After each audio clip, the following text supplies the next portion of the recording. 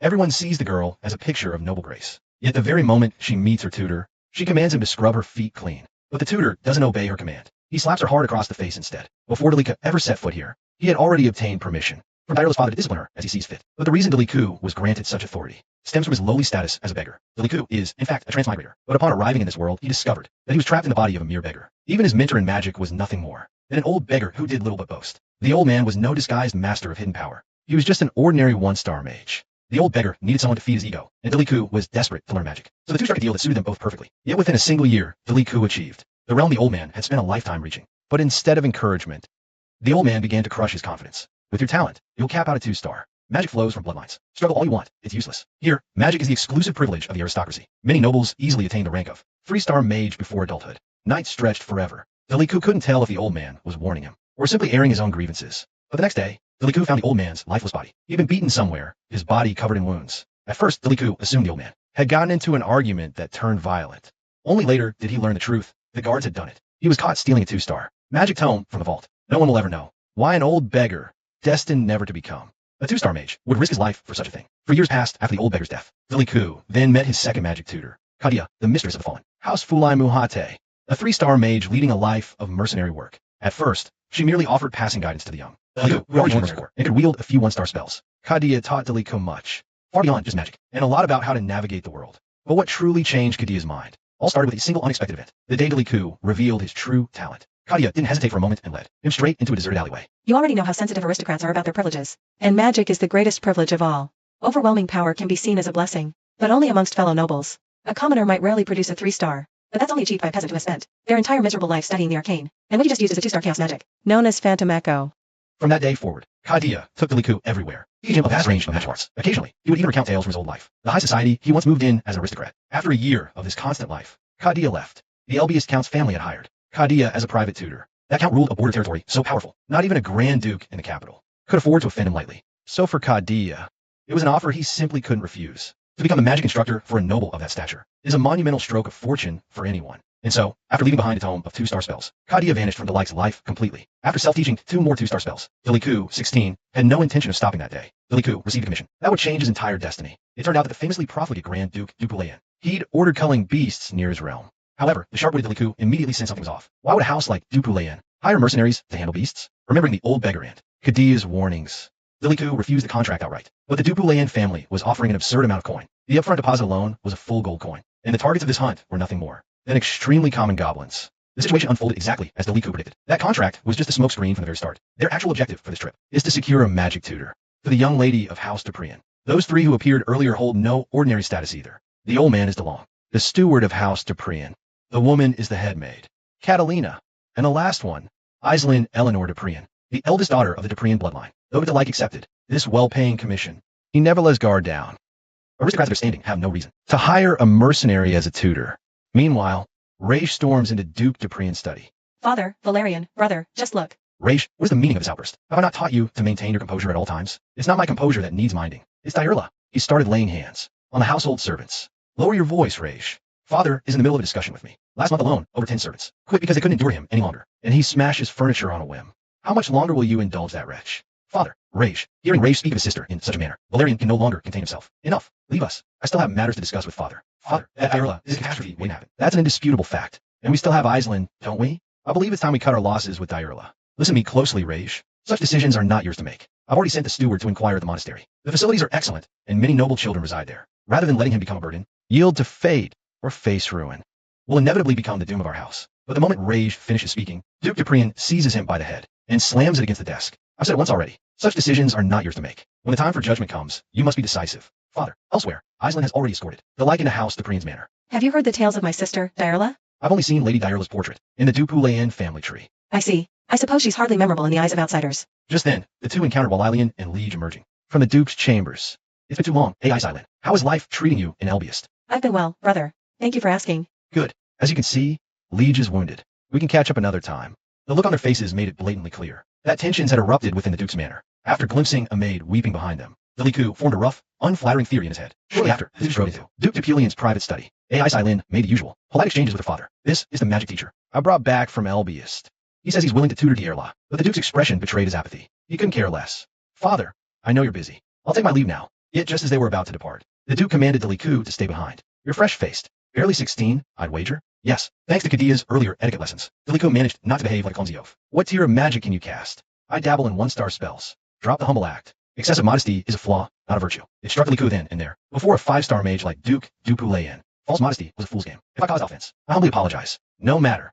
I see why you did it. But from where I stand, your age and attire hardly inspire confidence in a magic instructor. Realizing his cover was blown, Deliku decided to stop pretending. I'm a mercenary. You're the teacher AI Silin handpicked. I've got nothing else to say on the matter. You are granted entry to the villa where Dierla resides. A maid will be dispatched to guide you. You may leave now. May I ask you a few questions? Speak. Having earned the Duke's permission, Deliku finally spoke up. As you know, I'm a mercenary. A contract taken must be fulfilled. The commission Lady AI Silin gave me is to guide Lady Dierla in master magic and to help her navigate highborn society. Is that what you were about to ask? Something so obvious? Therefore, to better complete this commission, I hope you, Grand Duke, can grant me a certain degree of authority. The moment he heard this, Grand Duke Dupilian's face finally showed a change of expression. Meanwhile, Dierla hurled another plate at the maid standing by. I'm terribly sorry. Miss Dierla, what use is an apology from someone like you? Get out of my sight, right now. If I set eyes on you again, I'll throw it right into your wretched face. At the same time, the commander of the mercenary corps was also curious. Why appoint a commoner to be an aristocrat's magic tutor? I've already scoured the continent for renowned magic tutors, but they all gave up.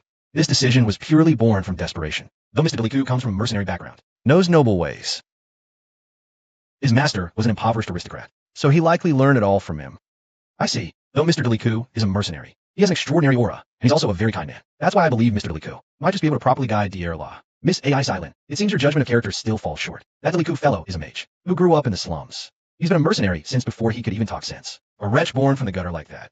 How could he possibly have been raised on grace and kindness? Elsewhere, under DeLong's guidance, Deliku arrived at the villa where Dierla resided. After knocking several times without any answer, Deliku opened the door to Dierla's room. Greetings, I am Deliku. I apologize for the intrusion. However, Dierla did not respond to the likes greeting. She simply motioned for him to come closer. The instant Deliku drew near, a triumphant smirk curled upon Dierla's lips. Immediately, she took a massive bucket of slop from the floor and drenched Delik's face with it. Oh dear, whatever shall I do now? I thought a rat had scurried in.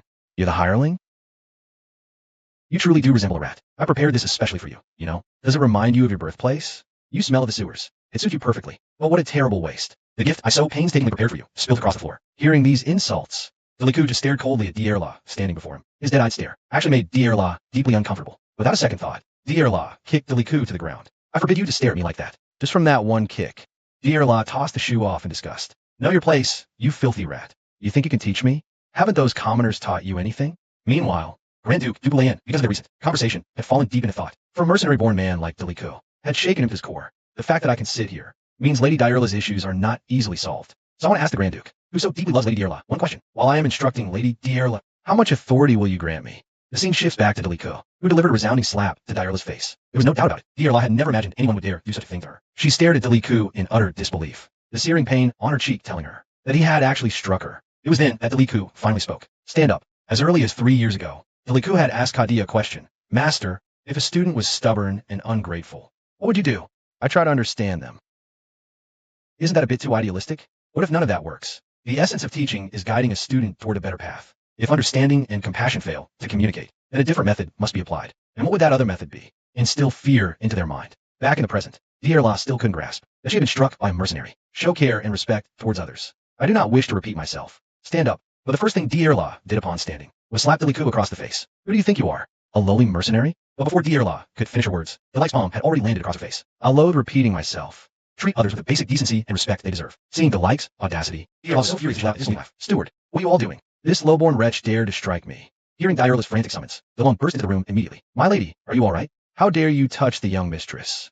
What if the Grand Duke learns of this? However, before DeLong could finish, Deliku produced a document from within her coat. Grand Duke Dupulayan has decreed that all matters concerning Dierla's re-education, all under my jurisdiction, my methods, sanctioned by the Grand Duke. His signed document. DeLong found himself momentarily at a loss. It was in this moment Dierla realized that his understanding for her would not be so easily dealt with. A short time later, the news of Deliku striking Dierla reached Walalian's ears. Wait, brother, calm down. You're the mercenary woman? Walalian said as he shoved Delik's door open. Facing the furious Walalian, Deliku offered no defense or explanation. You wretch, how dare you lay a hand on Dierla? Brother, calm down. Just then, Deliku finally spoke. I've already obtained Grand Duke Dupilian's explicit permission. He's a guest brought here by AI Silin. What position was AI Silin in Wacko? Besides, Father has permitted her to do this very thing. You follow me right now. And you, liege, stop interfering and go do what you're supposed to do. I have heard of that incident as well. Honestly, Dierla deserved a good beating to learn some sense. Don't worry, brother. He would never harm you. That boy is a hopeless case. Don't expect to reform him. A short while later, Walalian escorted Deliku to Dierla's room. This was Diarla's chamber when she resided in the main manor. As you can see, it's currently vacant. Deliku noticed that aside from dolls girls love, walls full of paintings, she had a great passion for painting. Every time he blushed and pulled me over to look at his paintings, it was just the most precious thing. But he never finished them. Most of the time, he'd just paint the parts he liked best and then leave them. I'm terribly sorry for my outburst earlier. I must apologize again. I paid it no mind, so worry not. I must confess, I'm rather curious. What exactly compelled you to bring me to this room? I want you to see that Diarla is not the type of child who would wantonly trample on others. But at some point, I know not when, obsessed with bloodlines, cast out of manor, imprisoned in that villa. I am a complete loss as to what on earth made him this way. At the very least, I cannot allow Diarla to be sent to the monastery. If he can just master a single one-star spell, I can find a way to sway my father. So, I'm begging you. Please, I implore you, save Diarla. Watching Lillian humble herself before him in such a desperate plea, Deliku simply waved his hand dismissively. Seems he hasn't completely given up on magic yet. This book is filled with his personal notes. All theory on order magic, right?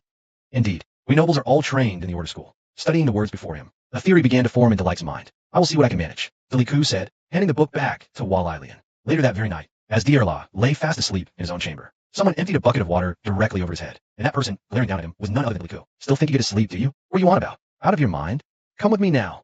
Insane? Dragging me off at night? Yet no matter how much Diarla howled on the way, not a single soul dared to block Delight's path. Deliku simply dragged Diarla, hauling him out of the villa. Once he was certain they were alone, Deliku hurled Diarla to the ground. Think this changes anything? Dream on. Who are you to lecture me, wretch?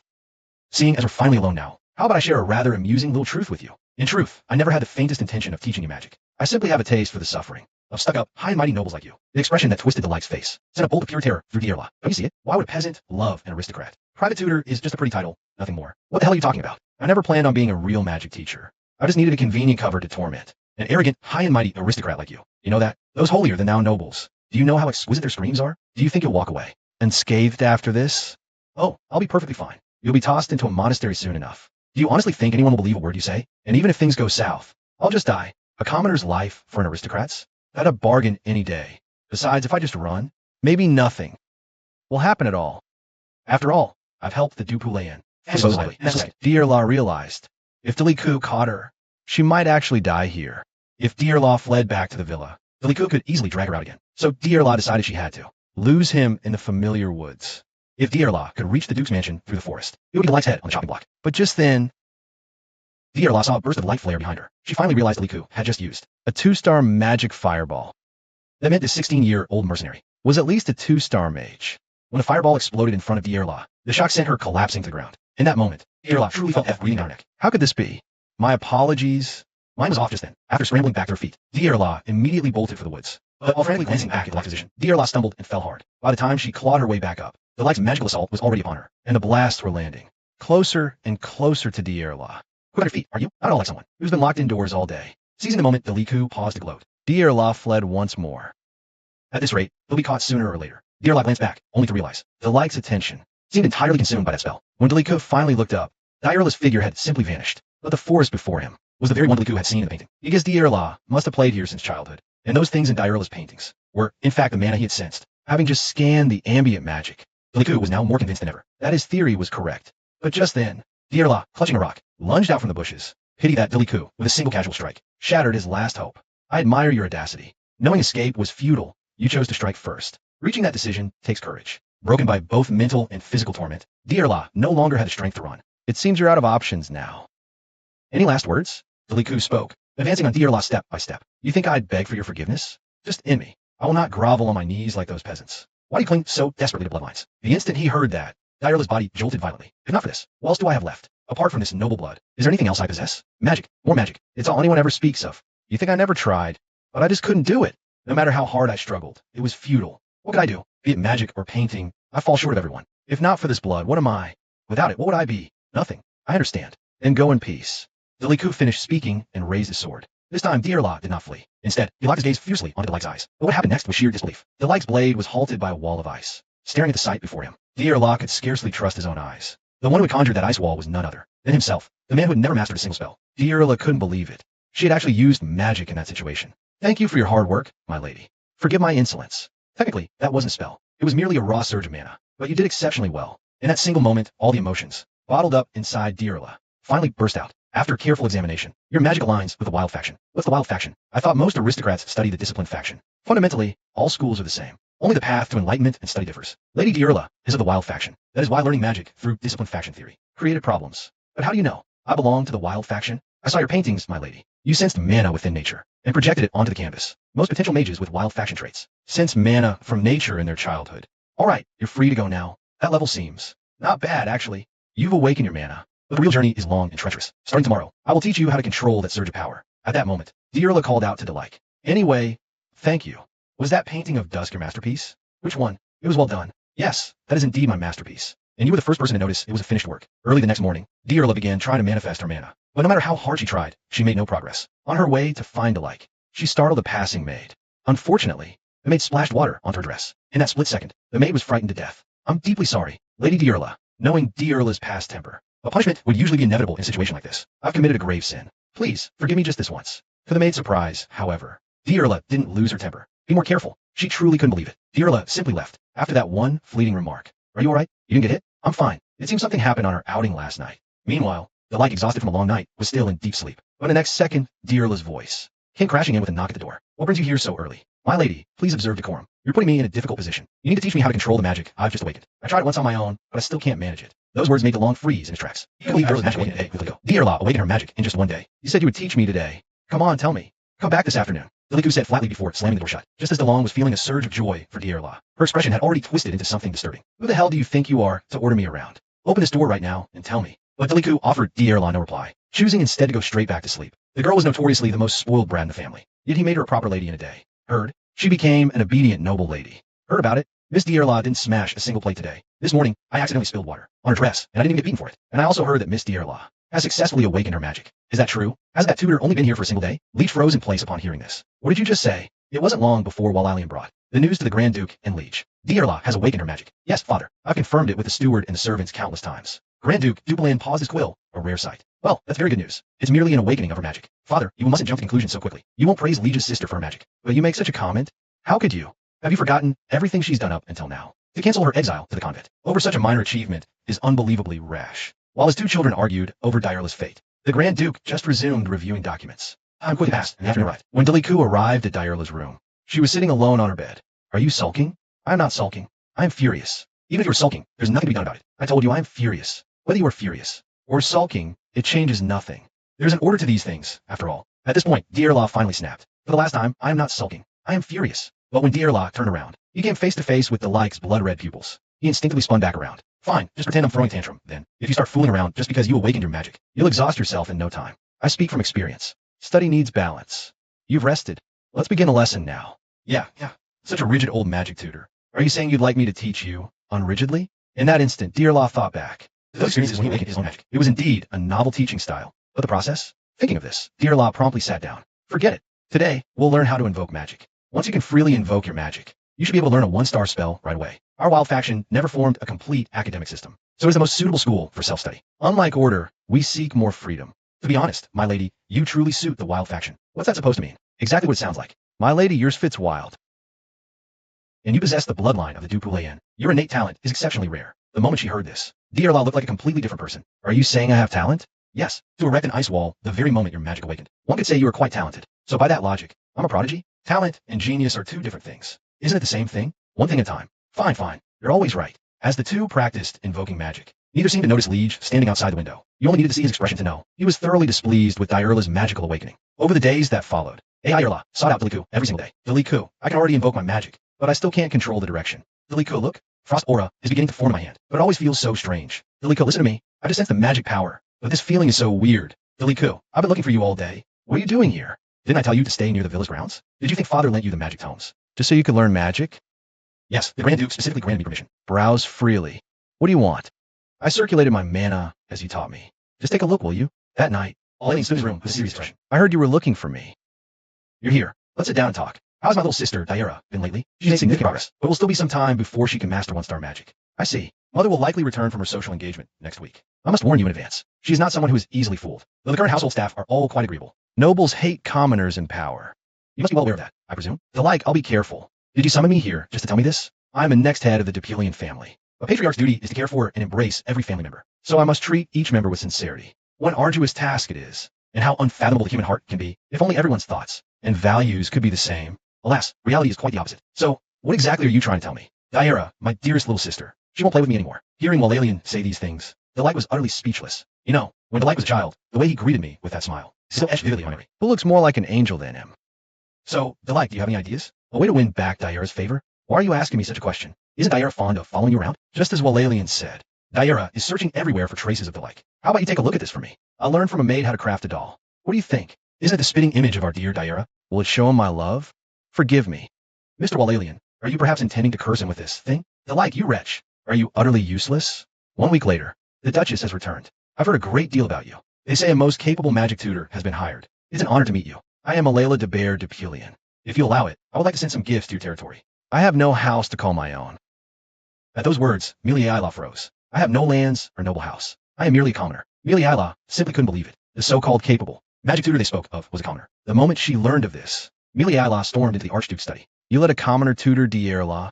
What is the meaning of this? My ears were perfectly fine. Can't you lower your voice? But that's not the real issue here. It's Daira, our beloved little daughter. Miliaila, you know this well as I do. I have no love for hiring commoners. But all the tutors with noble bloodlines have already given up on her. Even so, you cannot let someone who clawed their way up from the streets as a mercenary teacher. Finding a magic tutor is no simple task. Besides, the Liku came highly recommended by Ashlyn. Even so, there must be some minimum standard, surely. Why not simply summon your younger brother? Last time he made excuses about being far too busy. But things are different now. Daira's magic has awakened. You would assign a border garrison soldier to serve as a private tutor? Do you think managing and governing a territory is some simple affair? Then, what are the LBest social circles? Do you imagine life in high society is simple? That is a battlefield in its own right. In society, a tutor is the most important calling card. Yet you hired a nameless commoner of no house. Do you intend to make Daira the laughingstock of the social season? Just then, Walalian entered. Mother, please, calm yourself. You did not come here to quarrel with father, did you? Step back, Walalian. This matter will not be swept aside. The real question at hand is whether this commoner, mage, even has the qualifications to serve as Daira's tutor, is it not? The moment her mother saw Liege, Miliela's eyes filled with relief.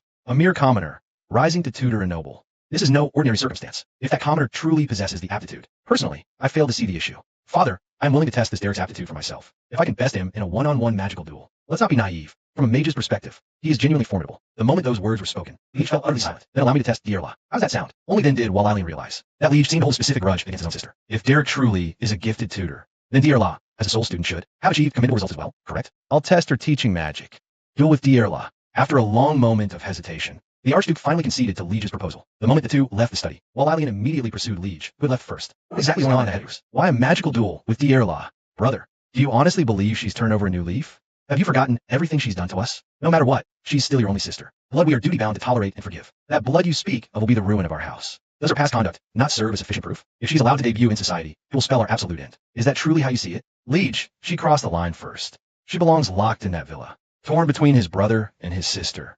Walalian was utterly clueless. A short while later, Daira learned of this development and immediately sought out Derek, up in a panic so early in the morning. What's the calamity this time? Daira said nothing, simply tossing a document down in front of Derek. If I lose this duel, you will be dismissed immediately. I've already heard. Lord Liege has already awakened as a fully fledged one-star mage. This duel will be severe. Is that really all you have to say? If I lose, you're the one who gets fired. I'm a mercenary. I finish the contract, collect my pay, and we go our separate ways. Besides, so far, the compensation I've received has been more than adequate. Hearing this, Daira froze, completely stunned. Are you serious? And so 1 week passed in a flash. And the day of the duel between Daira and Liege arrived quickly. Aside from Aislinn, who was absent in the state, all Dupuleans bore witness.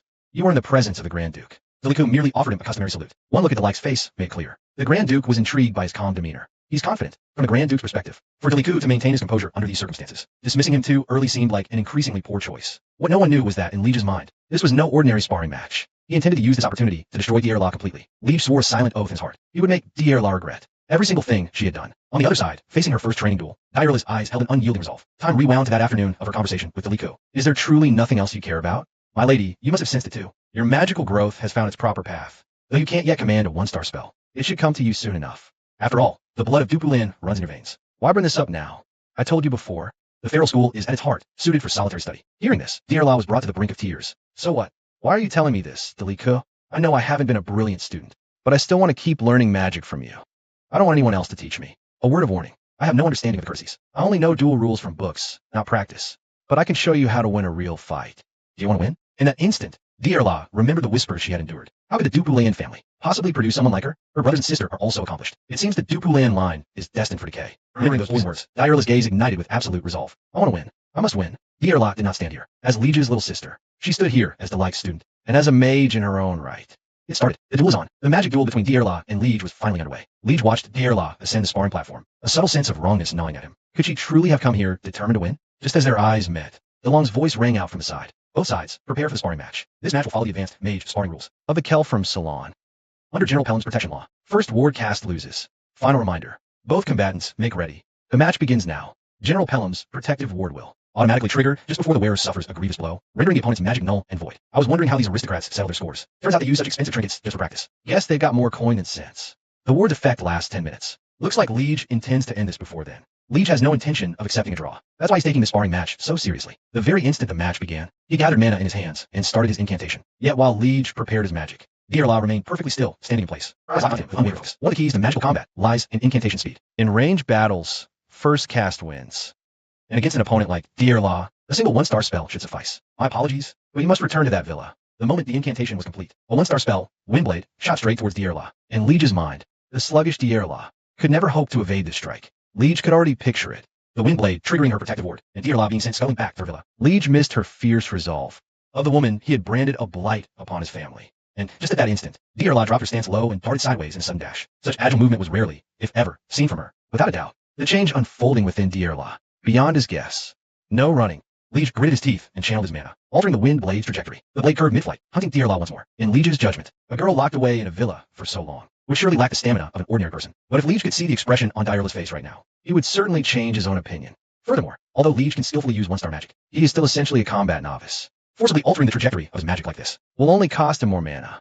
just as Liege thought Dearla couldn't dodge. An ice wall rose from the ground, blocking the incoming wind blade. Logically, a basic ice wall generated purely by mana should not be able to withstand the power of a one-star spell. But because Liege forcibly altered the wind blade's path, its power had already been greatly diminished. However, Liege still did not believe Dearla could block his attacks with such petty tricks moving forward. Liege stood his ground and began to chant again. This time, he planned to fire consecutively 3 shots of his signature wind blade. Since Dearla likes to scurry around, he just needed to seal off all her escape routes. And Liege did not believe Dearla could block his blades with ice walls.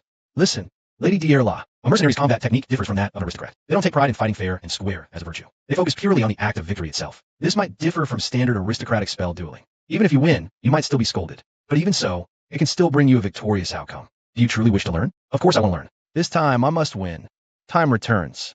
Dearla began to analyze the situation before her. Using the methods Liku had taught her, Dearla immediately mobilized her mana, creating several more ice pillars. She then began to shuttle and sprint between the ice pillars, using them as cover. Although Liege's power far surpassed Heiress, she constantly remembered Delik's teachings. Even if a power gap exists between mercenaries, there is still a possibility to win. Because what those people engage in is not a queue, but a battle. And just as Deliku predicted, Liege was merely a combat novice. He constantly and forcibly changed the wind blade's trajectory, draining a massive amount of mana. As a result, the wind blade's speed and power were far weaker than a standard one-star spell. This was the only reason Dearla could barely dodge these attacks. Deliku once said, in battle, you must reshape the battlefield and exploit every possible advantage. In other words, He'll do whatever it takes to win. Make your opponent drop their guard.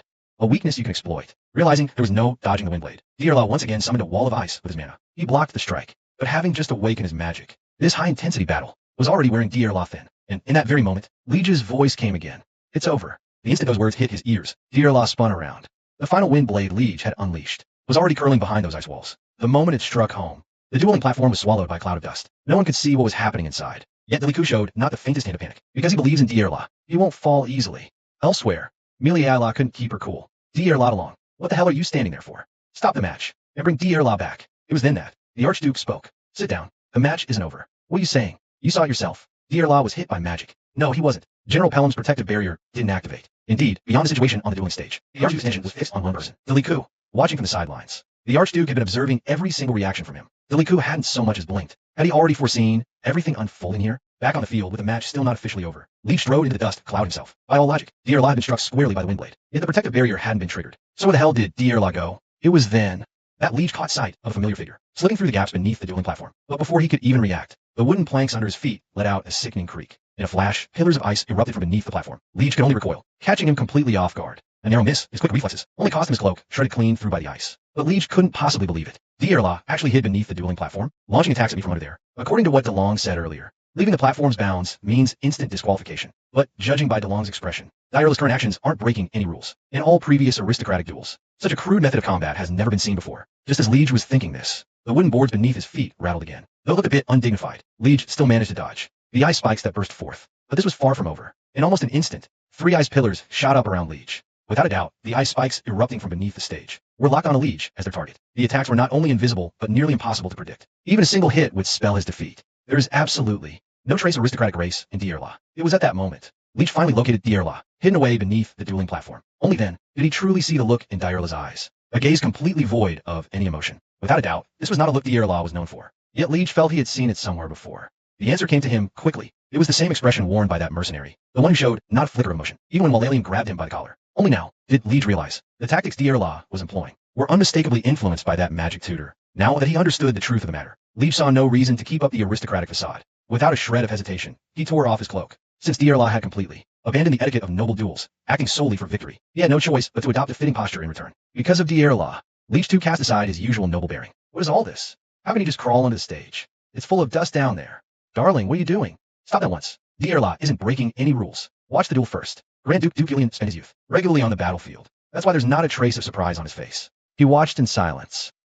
At the same time, hidden beneath the dueling platform, Dierla was not attacking blindly. He was meticulously observing the changes on the platform above. To be precise, he was tracking the flow of magical energy. The moment Leech began to chant a spell, Dierla would be able to trace the flow of magic straight to his position. This meant Leech would either have to interrupt his chant to evade, or convert his offensive spell into a defensive barrier. Amid this tense standoff, Leech quickly grasped Dierla's intention. He wanted to drain Leech's magical reserves, but at that very moment Leech found a way to break the stalemate. Simultaneously, Dierla noticed the flow of magic on the field had vanished. He realized Leech was likely plotting something, but whatever Leech was trying to pull, Dierla just had to keep interrupting his chants. Seeing the change in Leech, even DeLong couldn't hide his surprise, because at this instant Leech had impressively climbed up the flagpole, bearing the crest of House Dupu. From this position, surely Dierla wouldn't be able to detect his chanting, but by the same token, Leech could barely complete a proper chant himself now. Thus, the only solution was to completely smash the dueling platform apart, leaving Dierla with nowhere to hide. Without a moment's hesitation, Leech unleashed a magic arrow straight at the base of the flagpole. Under the force of this single strike, the flagpole bearing the family crest came crashing down, seizing this very chance to leap. As the pole shattered the dueling platform, he would get himself underneath it too. Witnessing this scene, Miliaila was left utterly stunned. He never imagined the son he took such pride in would resort to something like this. But in that moment, why would Leech care about anyone else's opinion? The instant he entered the underside of the platform, he began scanning the surroundings for Dierla's trail. Quickly, he spotted a fleeing figure amid the dust cloud. Without a shred of hesitation, Leech immediately summoned a mana blade. The moment the magical blade shot towards him, Dierla sensed the surge of magical energy closing in. Without a flicker of hesitation, he instantly began channeling his magic to forge an ice spike. But Dierla quickly realized that her mana reserves were too depleted to cast anything. She needed to find a way to recover her magic. While on the run, by a stroke of luck, the thick dust in the air caused Leech's magic sword to veer slightly off course. What took Leech by surprise, however, was that Dierla was actively closing the distance between them. One clean hit with his magic sword was all it would take to win this sparring match. But something Leech hadn't anticipated was Dierla abandoning magic altogether and delivering a direct kick to his chest. In that split second, Leech saw the same killing intent in the girl's eyes once more. The ruthless ambition he knew, the will to win at any cost. With the kick landing squarely on his chest, Leech found himself momentarily gasping for air. Yet, what surprised him more was still to come. Dierla scooped up a fistful of dirt in her hand and hurled it straight into his eyes. Even though he'd sensed her intention in that first instant, Leech still left her an opening to exploit. Seizing the moment, she hauled back atop the flagpole. But that desperate move also told Leech one thing clearly. Her magic was completely spent. Leech could read the unspoken message written all over her battered face. I want to win. I'll do whatever it takes to win. She wanted to prove her worth through this victory. Dierla's actions sparked a fire in Leech's own fighting spirit, but not as her opponent, rather as her older brother. By the time Leech climbed back onto the platform, Dierla was standing a short distance away, watching in silence. Blood-streaked, eyes fierce. In that moment, Dierla recalled the lesson Liku had taught her under the cover of night. Picture the city as a canvas, magic as the paint, incantation as brush for pigments. To create a painting that is magic beneath the night sky, mercenary-born boy said this. The girl gazed at the world with eyes brimming with the starry sky. A wish to paint that scene. The night stars in him. She wanted to paint them all.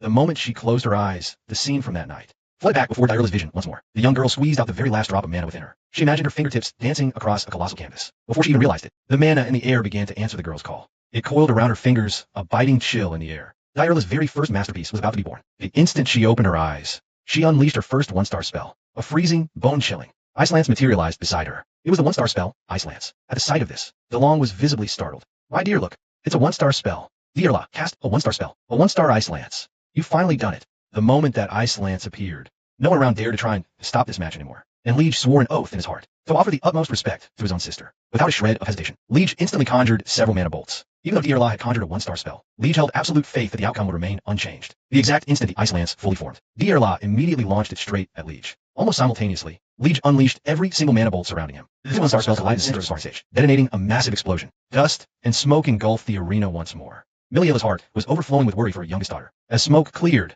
a barrier shimmered on stage, signaling the end of the sparring match. Both Dierla and Leech had poured every ounce of their strength into this duel. This fight, which would determine the Deliku family's fate. Its answer was poised to be revealed as the dust settled. This magical duel to decide the Deliku family's standing finally revealed its answer as the dust began to clear. The barrier's caster was Dierla's side.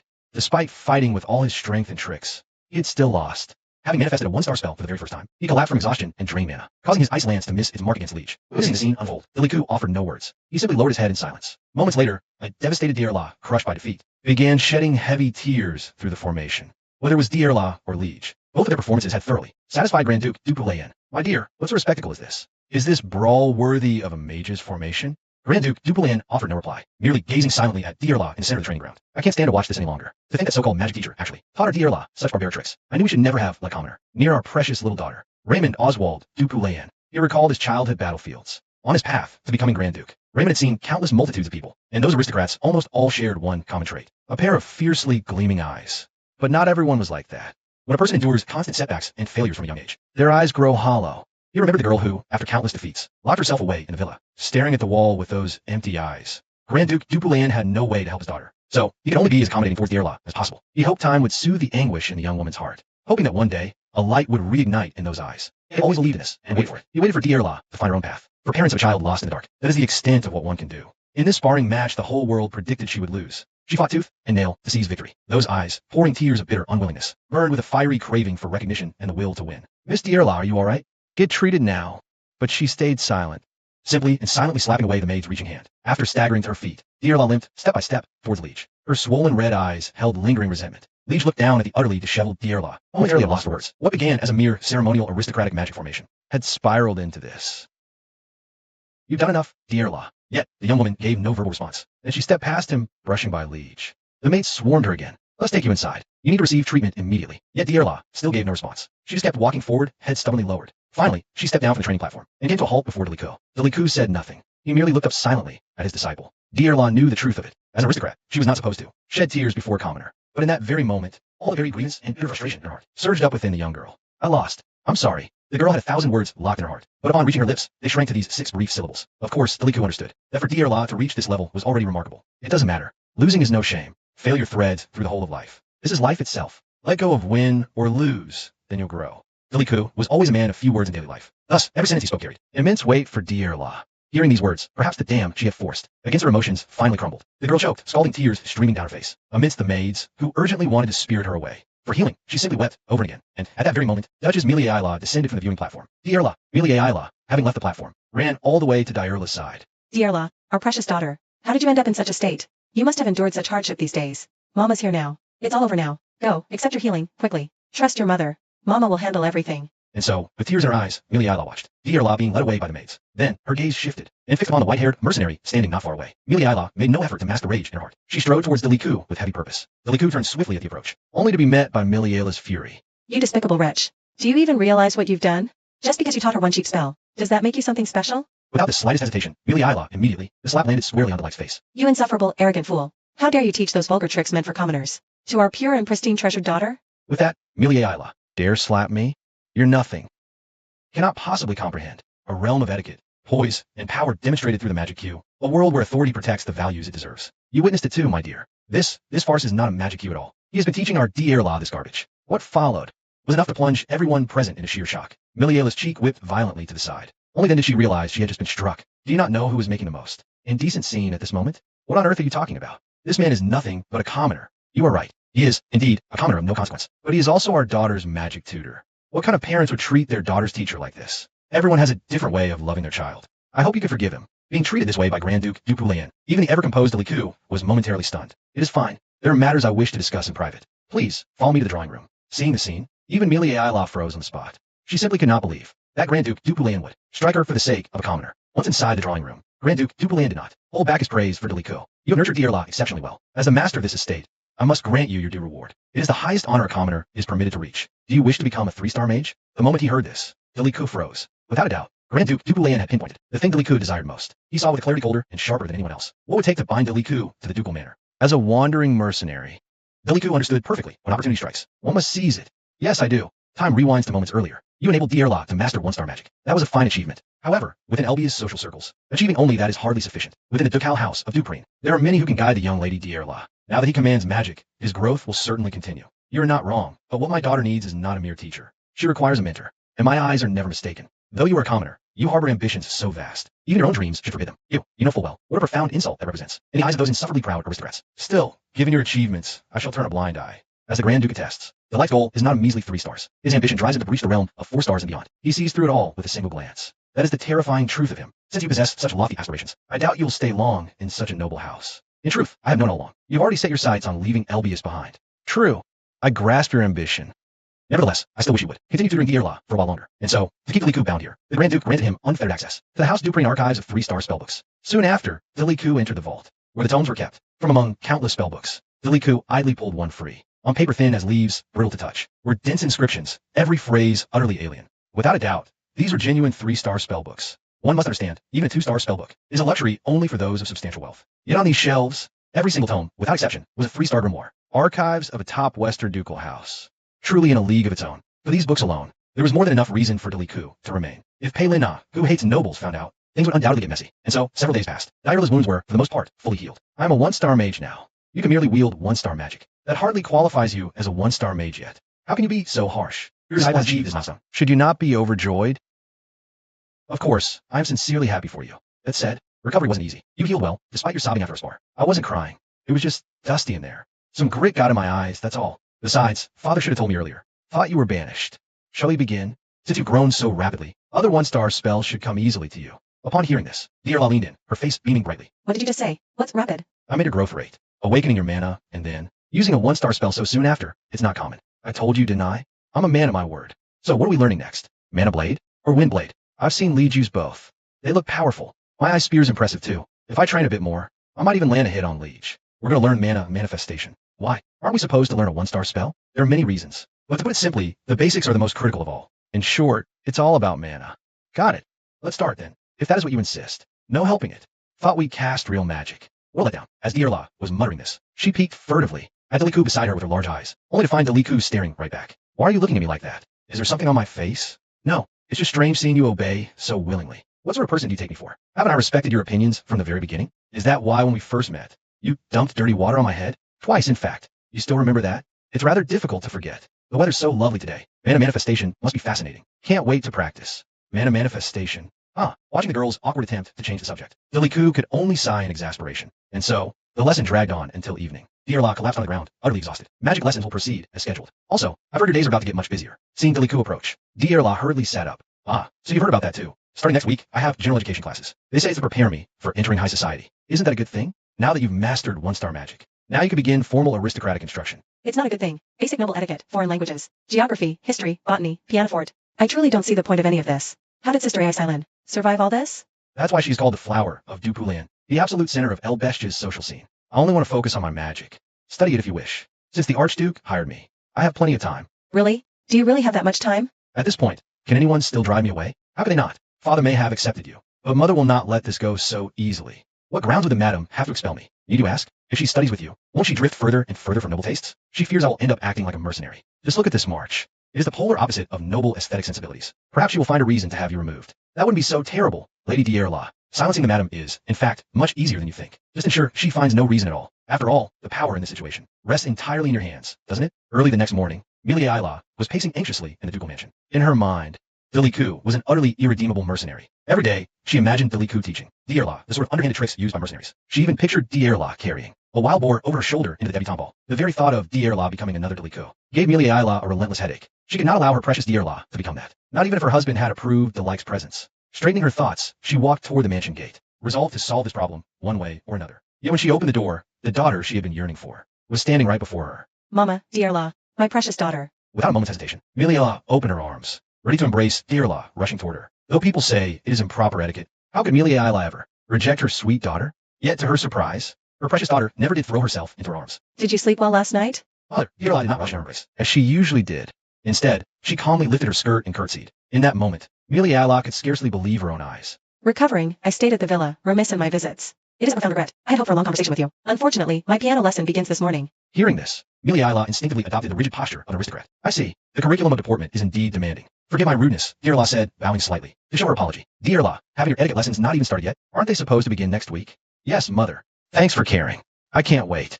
In that instant, Miliaila sees the shadow of Aislinn shimmering within D'Irla. This transformation made him stammer with shock. Very well then, off you go. Don't be late. just as Dierla passed by a maid. The wooden board the maid was holding suddenly crashed to the floor. The board has fallen on the ground. Mind you don't injure yourself. Do not push yourself too hard. In that moment, the maid felt she had glimpsed the most terrifying thing she would ever see in her life. Yes, Lady Dierla, outside the north wall of Elbiest, lies the aristocratic district where the nobles congregate. The smile has finally blown back onto Aislin's face lately. She was so somber up until our last gathering. I was so terribly worried. Was it really that obvious? I didn't mean to cause you concern. However, most of those vexing matters have been resolved, so I feel a great deal more at ease. That is truly wonderful news. I heard that Lady Aisling has been active outside the aristocratic district, aiding others. I was just beside myself with worry. The one speaking was the second daughter of Count Belmerd, Aluinte. Thank you for your concern for me, Lady Ailinte. Actually, it was my little sister. Dierla needs a magic tutor. I had to find one myself, hence my busyness. Hearing this, Ailinte couldn't help but feel a jolt of shock. A magic tutor worthy of Aislin's personal search. Just how extraordinary must this person be? Are you speaking of your younger sister, Lady Dierla? This time it was Denise, the second daughter of the Burtis family, who spoke. Yes, I saw Dierla at the mansion not long ago.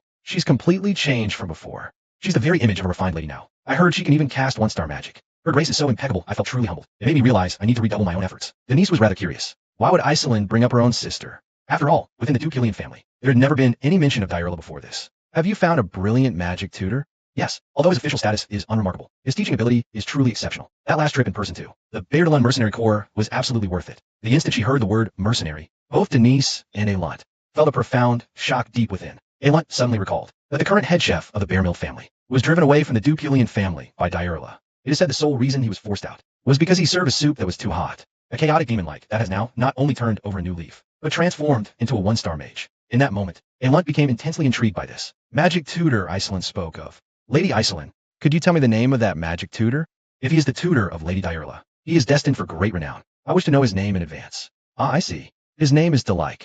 At the same time, even though Delike only knew a bit of aristocratic etiquette, he still taught me a great deal. Relying solely on self-study was, as expected, far too difficult. So you taught yourself noble etiquette? That is truly admirable. It was a self-taught part, but Delike taught me most of it. So, did you encounter any difficulties during the self-study process? Most of it was difficult. It's all thanks to Delike that I've reached this level. I see. From the conversation just now, Miliela's mind is now completely filled with the name Delike. She absolutely cannot accept that her precious daughter now can't go 3 sentences without invoking that commoner's name. Miliela cannot fathom what Delike has possibly done to her precious daughter. But she knew very well she couldn't just stand by and let this slide. She could already picture exactly how it would all play out. Miss Dierla has been quite kind to the servants lately. She's become so gentle. Miss Dierla has seemed to be in remarkably good spirits lately. Such a dramatic change in just a few weeks. It's quite astonishing. This is a demeanor we've only ever seen in Miss A.I. Silin before. You are blossoming into a true lady. Now, Miss Dierla, carry yourself with airing under breath. It's all thanks to Mr. Deliku. Biliela swore she would change everything. Time flew by in the blink of an eye. Deliku was studying 3-star magic alone. Despite his natural talent, this time he encountered a major hurdle to 3-star mage rank. There seemed to be only an esoteric, unseen threshold left to cross. So, these books are all magic codified by the dogmatic school. But as a mage of the feral school, Deliku needed to learn through combat. Just at that moment, the sound of Liege's voice came from behind him. Terribly sorry. I hope I'm not interrupting your training. It's fine. Is there something you need? About Dierla. Need to talk. But, on another note, is that a 3-star magic tome you have there? Yes. The Archduke lent it to me. Hearing that it was his own father who gave it to Deliku, Liege visibly froze for a moment. I might not be able to reach that level yet, but there's no harm in getting a head start on the theory. Liege suddenly recalled when he wanted to challenge Deliku. His father had stopped him. The mere memory of it sent a cold sweat down his spine. Truly remarkable. So, what was it about the young lady that brought you here? Well, that's... how should I put this? Do you know what kind of things adolescent girls like? Just by looking at Liege's expression, it was clear. He was planning to apologize to Dierla, like cross-stitch or something. Or maybe a doll made her own likeness. Do you think she would like that? In that split second, Deliku thought of the doll Lilian had made. Absolutely not anything like that. Deliku vetoed Liege's proposal with a dead serious look. I was thinking the same thing, actually, and I never said I'd be making it myself. I've given it some thought, and it truly is a bad idea. I suppose it's about time I headed back. Training done? Let's head back. Liege slowly steadied his emotions. Regardless, I truly am grateful to you. The atmosphere at home has been rather pleasant lately, while Lilian, my brother, has been. He's all in on the land. Father hides it. Seems genuinely satisfied. Is that so? The Grand Duke's thoughts are truly unfathomable. That's a sentiment I imagine everyone's household can deeply sympathize with. I suppose it's time I accepted the things I must accept. People can change, especially at that age. Children even more so. Though, truthfully, I'm not certain. Was I simply blind to it all along? Or was I deliberately turning a blind eye? But if even Dierla can change, then I wish to try changing myself as well. All of this is thanks to you, Deliku. Truly thank you. Upon hearing those words, Deliku simply lowered his head in silence. Speaking of which, Dierla's magic seems to operate in a rather different manner. Do you perceive that distinction? How shall I put it? It feels as though he is painting a picture. Deliku saw a stark truth. Noble is noble. When it comes to the perception of mana, an unbridgeable gap from birth. You are correct. Lady Dierla utilizes the feral school of mana manipulation. The feral school? Rumors say, past a point. He'll to go deeper alone. And at that stage, truly, teacher's help would just block him. I see. A certain threshold. There's always a dawn waiting. Before anyone realized, 2 months had already passed. Since Diurla's transformation, why is there potting soil here? I saw the blossoms were beautiful and wished to adorn your hair. So I brought along. This flower has a truly lovely scent. It feels as though spring has lingered these past few months. Now, even one-star magic can be wielded with ease. And he's grown so much closer with the servants, too. All that time before. I truly missed out on so much. All of this is a blessing bestowed by Delico. I was wondering why you looked so thrilled today. Magic Day. I show that. I must pin this flower beautifully in your hair. Just give me one of the remaining blossoms. I shall bring it to Delico. Yet not long after, the flower meant for Delico, and it fell heavily to the ground. The young girl, who had been full of anticipation, was struck by a sudden piece of news. Tears were already welling up in the girl's eyes. What does that mean? Delico, standing next to Delico, is Walilian, who should be attending to territorial affairs. It is exactly as you've heard. Given the young lady's current situation, I have nothing left that I can teach her. The seasons have always turned this way. There is no eternal winter. No eternal spring. It's over. Diurla's magic lessons are finally coming to an end, as you must have already perceived, Your Grace. Lady Diurla belongs to the wild school of magic. Her style is exceedingly unique and personal. If I were to continue interfering, I would only end up clipping her wings. Understood. Now I have no reason to keep you in this mansion any longer. You are quite right. After a brief silence, the Archduke finally rose from his seat. Thanks to you, many things have changed, and thanks to you, my daughter has been able to grow. I was so consumed with territorial affairs that I failed to fulfill my duty as a father. Now, I can finally have peace of mind. When do you plan to depart? I hear that Lady Island will be visiting the mansion soon. Afterwards, she will return to Elbiest. I intend to leave with her carriage then. I see. Now, kindly return the library key. Very well. Returning magic books now. Key back via steward. No trouble. You may return the key now. Delico swiftly grasped the Archduke's implication. His eyes then dropped to the magic book at his waist. If there's nothing else, you are dismissed.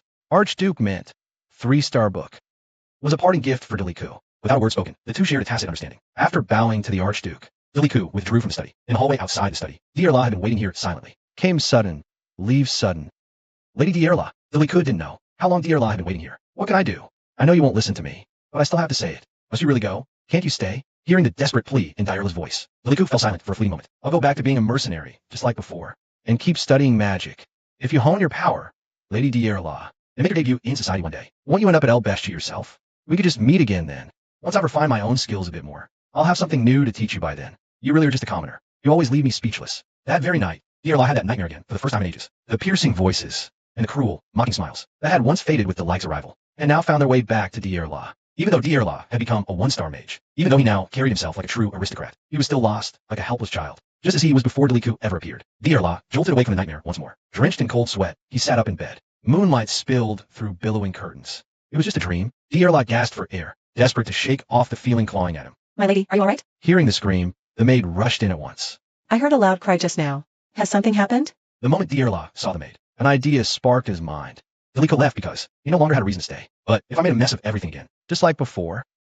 Diurla remembered it clearly. Delico had once told him that the power to steer all of this was in his own hands. Are you well, my lady? Are you feeling unwell? Seeing Diurla like this, the maid looked genuinely frightened. Diurla was torn, deep in hesitation. If he threw a fit right now, Delico might very well stay. At last, Diurla spoke. It's nothing. I'm fine. Because it suddenly struck Diurla. If he threw a fit now, he'd be doing nothing but spitting on everything Delico ever did for him, even if Delico chose to leave. Diurla could not bring himself to undo everything Delico had done, to render all his efforts worthless. Time flew by. The day of departure arrived swiftly. Drop you at Elbest or the commercial district.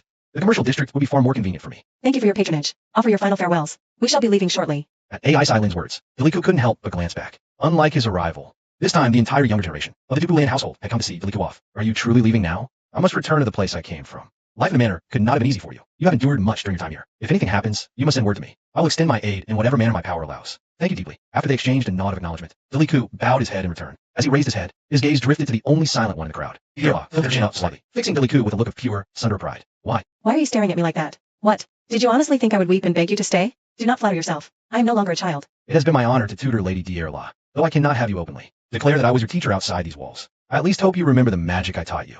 My apologies, but I will declare it openly and proudly. You are my teacher. Even if you wish to live a quiet life, you have no choice, esteemed teacher of the prodigious Lady Diurla. Diurla anticipated a sharp retort from Delico, yet he simply regarded her in silence. And somehow the silence made Diurla's heart clench even tighter with sorrow. Forget about being a mercenary. Do not come back wounded. I'll be fine. Rather, Lady Diurla, promise to care for yourself. I'm fine. I'm grown now. I can look after myself perfectly well. The instant he witnessed this, a shard of a long-buried memory pierced through Delico. I'm grown now. I can look after myself perfectly well. When Kadia departed, Delico had uttered those exact same words to her, but instead of showing any sign of relief, his features were overcast with deeper, heavy worry as she bent down and wrapped him in a tight embrace. Back then, Kadia had leaned close to Delico and whispered a single, fleeting sentence in his ear. At the time, Delico simply could not grasp its meaning. Now, time has passed, and he had a disciple of his own, watching his student puff out her chest to declare that she had finally grown up. Delico at last understood. The girl was still so young. The road ahead is long.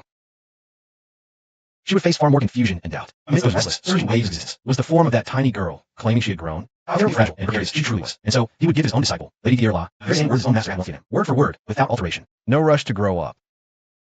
Dearla's eyes flew wide open. Immediately, she bit down her lip. She was fighting fiercely to suppress the surge of emotion, but she could not stop the welling tears from rising. She stared, eyes red. Sensing her time had all but run out, Dearla finally stopped hiding the feelings in her heart. Goodbye, Deliku. Letting the teardrops spill freely from her eyes, the girl smiled and waved farewell to her mentor. The young lady would soon head into the social circles of Elbiest, so Deliku could part from her with a light heart. We shall meet again in Elbiest, my lady. Before long, a carriage slowly came to a halt in the commercial district of Elbiest. The moment Deliku pushed open the tavern door, a blonde girl was busy beating up a chubby little man. Well, if it isn't Deliku, you're finally back. Deliku didn't answer, offering only a faint smile. At last, he had returned to his hometown. Lady Dearla's magic lessons had concluded. Deliku had once again come back to his hometown. It's not as good as the noble's tea, but it's the honey wine you love. Consider it a welcome drink. So this round's on me. Thanks. Have you always been this damn polite? Feels like the time you spent with those aristocrats has just made you worse. How in the hell does a magic tutor like you get nobles to actually behave? Come on, what happened there? Spill it. It was just a job. Nothing much. Why so haughty? What happened? Just say it. Perrin, that's enough. I'm practically dead on my feet. All because this bastard was around. I've had to handle every single job by myself. But thanks to that mess, Deliku must have been raking it in. He paid fast, but that coin?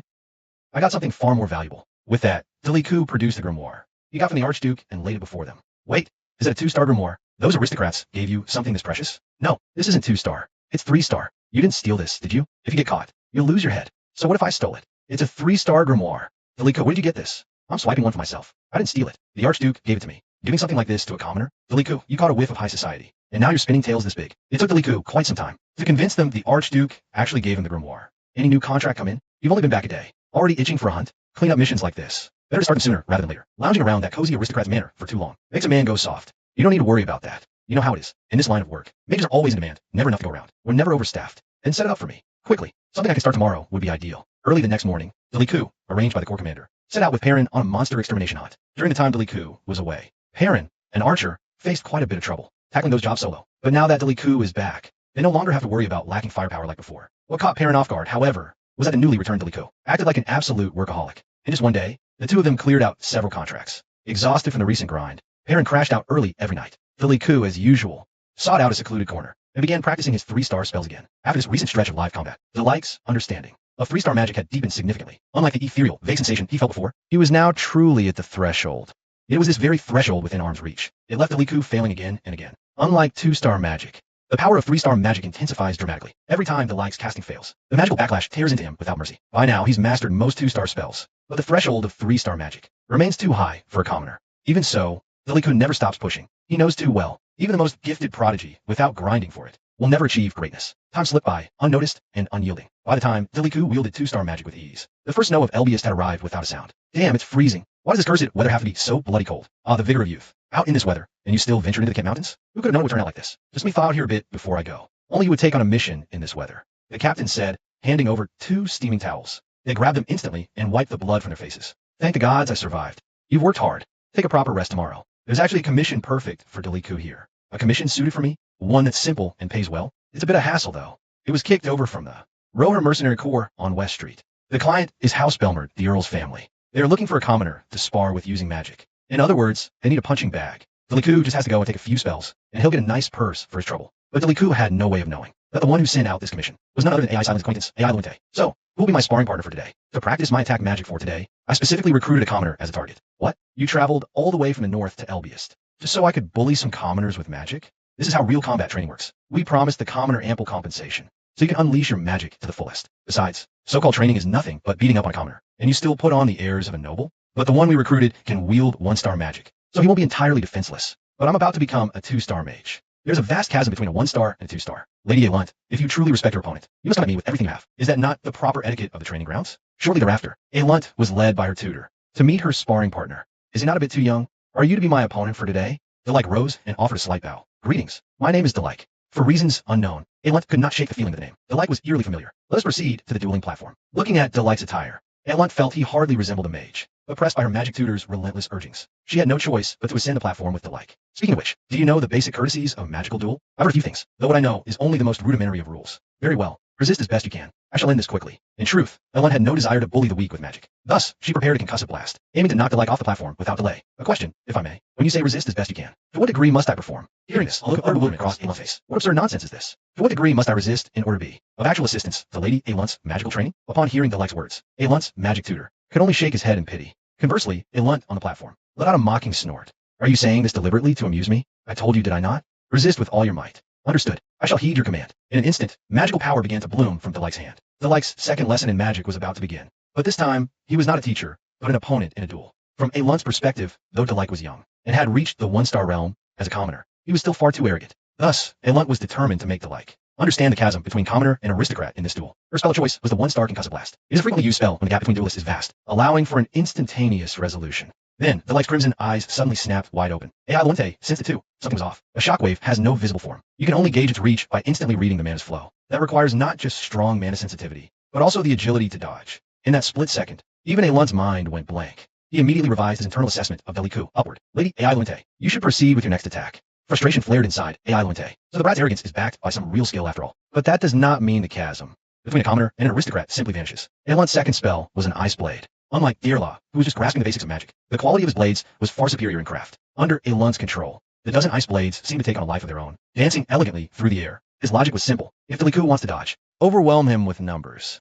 But what stunned AI Lunte was this. Deliku simply almost lazily flicked a mana arrow back at him, and what followed next made this noble lady's eyes widen against her will. Every single one of those dozens of ice blades he hurled was utterly shattered by that one unremarkable mana arrow. By the time Lunte regained focus, the likes mana arrow, already in the ground, unbelievable. A commoner, wielding mana with such lethal precision, even Elunt's teacher could see it. The like's magical prowess was exceptionally high, even among the most talented commoners. His claim of being a veteran mercenary wasn't just an empty boast. After two brief exchanges, AI Lunte was forced to accept a bitter truth. The man standing before him, Deliku, was not an opponent he could handle with half measures. Chanting distinct incantations of a county-trained mage, AI Lunte created distance. Tier 1 spell, Deadly Serious. Unleashing his specialty, fire magic, Deliku instantly recognized the shift in Elunt's strategy. He wasn't aiming for him. He intended to destroy the entire sparring platform. For a born aristocrat, Elunt's adaptability was remarkably sharp. The moment the incantation ended, AI Lunte slowly raised his right hand. Unlike the dozens of ice swords before, this time, the fire arrows he condensed numbered in the hundreds. This is precisely why an aristocrat mage is always superior to a commoner mage. With mana reserves and sheer firepower alone, they can easily overwhelm a commoner of the same rank. Deliku also realized that such a wide-range spell was utterly impossible to dodge. Without a moment's hesitation, Deliku immediately channeled his mana, focusing entirely on defending against the incoming fire arrows. Fortunately, Deliku was already a 2-star mage. Otherwise, he truly might not have survived that single attack. In stark contrast, despite expending such a massive amount of mana, AI Lunte showed absolutely no sign of mana depletion. After the barrage of fire arrows ended, Deliku finally dropped the protective barrier he'd been maintaining. However, it was at that very moment he sensed a faint trace of mana fluctuation. It turned out Elunt's fire arrows were merely a diversion. Her true attack was ice lance she had secretly hissed, while Delight's vision was obscured. At the distance between them now, Deliku could neither dodge nor raise another barrier in time. He had no choice but to admit that the one before him, Miss AI Lunte, was a true and undisputed genius. Without the slightest hesitation, Deliku cranked the output of his 1-star light magic to its absolute limit. AI Lunte clearly hadn't anticipated this move. The light erupted in an instant, completely blinding his vision. Under these circumstances, he could only rely on instinct to keep his balance. Against an average opponent, the duel would likely have been decided at this point. AI Lunte internally steeled himself. He believed calming down and listening would help. He could regain control of the battle's rhythm. Yet, even when he dodged the light's attack, using his mana perception, he still heard nothing at all. AI Lunte immediately realized that Deliku must have used a debilitating spell. That block sound. Luckily, at this stage, his vision had mostly recovered. By tracing the faint mana flow in the air, AI Lunte dodged the light's mana blade once more. He simply could not believe the boy before him possessed such terrifying combat experience. AI Lunte even started to question it. It wasn't his own magical perception that dodged the light's earlier attacks. It was the boy in this very fight, holding back to push him to his absolute limit. And reality unfolded just as AI Lunte suspected. The moment his vision fully returned, Deliku released 2 mana blades in one strike. Faced with such an attack, AI Lunte had no choice but to instantly raise a magical defense. Just as he gathered his power for a counterblow, Deliku suddenly closed the distance. But that was exactly what AI Lunte wanted. His specialty was rapid spellcasting. AI Lunte steeled himself. The instant magic blossomed at Delight's fingertips. He would strike first and end this bout with his own spell. Yet what happened next caught him completely off guard. Deliku showed no sign of casting a spell at all. Finally, Deliku stood his ground, fully rooted. Not even the faintest tremor of magic stirred his fingertips. In that moment, AI Lunte froze. Had he misread? Electric currents crackled to life beneath Delight's feet. The 1-star spell, Electric Surge, that was obvious. But the point of magical release wasn't his fingertips, it was the soles of his feet. With truly monstrous adaptability, he still summoned a magical barrier, just in time to block the strike. Without those superhuman reflexes, AI Lunte would have lost right then and there. Even Elunt's own magic tutor couldn't help but praise Deliku inwardly. He looks like a complete loose cannon, but his path is impossible to predict. From an academic standpoint, it's utterly incomprehensible. What a fascinating child. Honestly, I looked down on you when we started. Back then, I figured you for nothing more than a pretentious blowhard. As AI Lunte spoke, he walked slowly towards Deliku. The line was clearly still in formation, but AI Lunte bowed deeply to Deliku regardless. Thank you for teaching me something so fascinating. A sly glint flashed in the young woman's eyes. Is this how it's done? Having seen it only once, she flawlessly mimicked the likes, technique, and cast a spell. However, employing unorthodox mana manipulation against Deliku is far from a sound strategy. Deliku seized control of the mana, redirecting the forbidden lightning spell AI Lunte had unleashed, turned the direction of the wild school magic use. Recklessly mimicked will only be exploited by its true wielder. AI Lunte, utterly oblivious to this, was stunned as she witnessed the likes counter, a technique that turns an opponent's own mana against them. Even he had never seen such a thing. As the likes form drew closer, AI Lunte realized she had no way to counter the coming strike.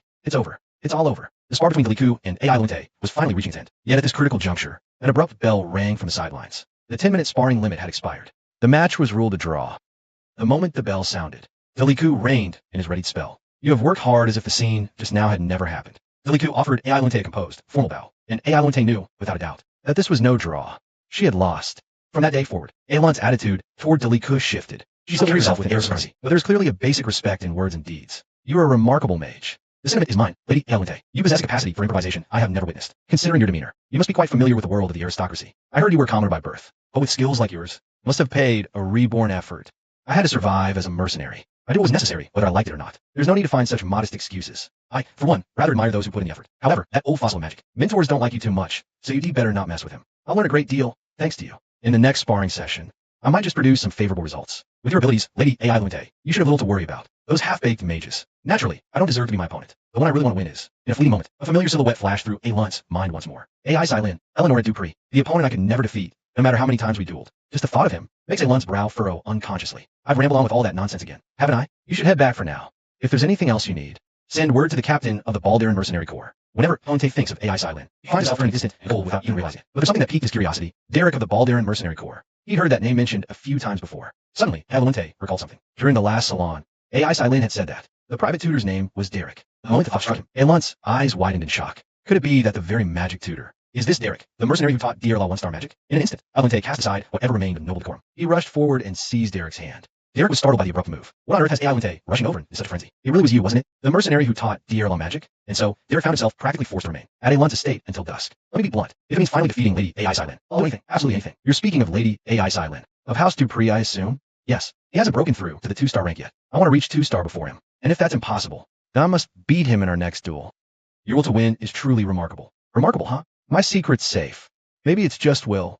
But before, just to beat AI Silin, I was willing to stoop to the lowest, filthiest tricks imaginable. Upon hearing this, Derek fell into a deep silence. He knew better than to interrupt at a moment like this. To envy another, so ugly and wretched. I too, envied AI Silin. But it never ended well for me. No matter how much I whispered curses behind his back, no matter how desperately I searched for his flaws, AI Silin, he sneers to me. He comforted me. After a month's long silence, Derek finally broke it. The reason I exposed my weakness is because I wanted to show my sincerity. Of course, I also have a few questions I'd like to ask you. If you have questions, please by all means ask them. Since you once stayed at the Dupulan household, you must be well aware. Just what is AI Silin's true level strength? Moreover, after the formation drill just now, you should understand my strength as well. That's why I'm asking you. What must I do to defeat AI Silin? AI Lunte had clearly been living in AI Silin's shadow for far too long. Hearing Aelon's words, Deliku fell silent as well. After pondering for a moment, he gave his answer. Lady AI Silin's strength has reached a breathtaking level. However, Lady Lunte, you too, possess extraordinarily outstanding power. So, Lady Lunte, as long as you continue to diligently hone your strength. Deliku stopped mid-sentence. They say the eyes are the window to the soul, and the girl before Deliku now clearly hadn't raised the matter just to hear empty flattery. Aelon's eyes were full of desperate earnestness and sincerity, so much so that she had bared her true heart to a coarse mercenary. In this situation, polite words were meaningless.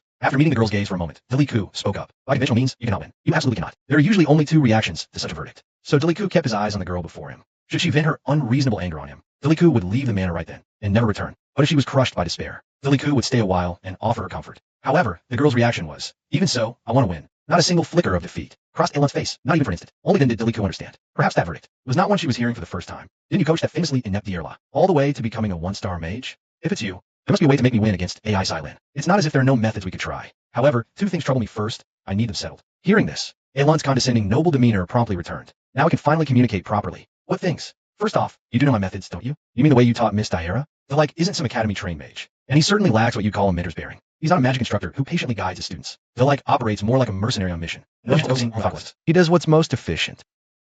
I don't know the fine details of his methods. But don't worry yourself. I'll do whatever it takes to win. As for the second point, as you know, I'm a mercenary. What of it? Let them wag their tongues if they wish. Let them say the illustrious Miss Aelont stooped so low as to learn magic from a common mercenary. No, like, hear me now, I am dead serious. I have sworn to become a person whose name shakes the entire empire. To fail at claiming the top spot in Elbia's high society would be an absurd disgrace. So don't you dare use those trivial justifications to test my resolve. I know exactly what I'm about. I know there are things far more valuable than pride. As a young lady laid bare her fierce ambitions, Delight remained utterly impassive. That's not what I meant. I'm saying you need to pay me a suitable fee. There's no mercenary in this world who works for free. Elunt froze instantly. She blushed, misreading it. Oh, that's what you meant. Well, naturally. Name your price. Anything. Is it just me? Or has the room gotten rather warm? Delight understood it very well. If the girl before him was sincere to her core, then he too would have to match that sincerity in kind. He would bring forth his most ruthless methods. And so, Delight's second lesson in magic at last began. This time, however, his goal was to help Elunt defeat Iselin. The scene shifts to the Rose Salon. This is the exclusive gathering place for the aristocratic young ladies of Elbiest. The next meeting is set for a magic sparring session. I've heard Miss Elunt's. Her magic grows fast. I must prepare. Then I shall absolutely make an appearance at the next meeting. Border nobles fawn over her. I am flattered with practice on Beggar. Miss Iselin, you are far too modest. Not far away, Elunt's voice suddenly rang out. Deep down, Elunt genuinely respected Iselin. Yet whenever she looked at her, she couldn't help but a subtle sting of jealousy and resentment flickered within me. We were actually just discussing you, Lady Ai Lunte. I know. I heard Lady Ai Silin's voice from across the way. Seeing our warmth, the nobles understood. They were no longer needed in our company. Do you need to prepare as well, Lady Ai Silin? You haven't lost a single bout. His words, salon natural sparring. No wonder they call you the flower of Dupulian House. You're too kind. But since my opponent is Lady Halunte, I cannot afford to let my guard down. The truth is, I've recently taken on a new magic tutor, so I'm somewhat confident. Though he is of common birth, his record is flawless, so I pushed it. For Lady Ai Lunte to have advanced this matter herself, that speaks volumes about your faith in this new magic tutor. To be precise, it's not my trust. It's trust placed in the judgment of Lady Ai Silin. Ai Silin looked utterly bewildered. The name of that magic tutor is Deliku, someone Lady Ai Silin has mentioned before. The instant those words registered, Ai Silin visibly stiffened. Seeing her react this way, Ai Lunte mistook it for a flash of envy, that I had obtained something she wanted for herself. Congratulations, Lady Ai Lunte. You met him face to face, so you must know well. He's capable, trusted, and discreet. Congratulations on finding yourself such a fine magic tutor. Ai Lunte had not expected such a radiant, heartfelt blessing from Ai Silin. She expected her rival to show some bitterness. She never imagined Ai Silin would instead offer such unreserved, genuine congratulations. But what Ai Lunte didn't know, the sliver of distant memory had suddenly come flooding back into Ai Silin's mind. Dear La, what if I asked Master Deliku to teach me magic too? My progress feels so slow lately. No need. I trust Master Deliku fully. No, you must never do that. Unless it's truly a life or death necessity. Absolutely do not. Because my sisters are far too precious to me. Back then, Ai Silin believed. Dear La was just terrified of her stealing away his teacher. But now, recalling the look on his face back then, I fear there's far more to it. Something deeply wrong. Seeing the look on Ai Silin's face, Ai Lunte grew visibly excited as well. Come on, think about it. You must know exactly what it means for me to take that teacher, Deliku, away. But Ai Lunte was clearly misreading Ai Silin's expression. Because what truly worried Ai Silin at that moment was Ai Lunte herself, who was about to be tutored by Deliku. Lady Ai Lunte, Mr. Deliku, look at the time. It's gotten so late. Must get back. Lovely chat. However, since today is our first lesson, I should head back quickly to prepare. Watching Elunt's face brimming with anticipation, Ai Silin felt her worry deepen. Secret hope? No harm.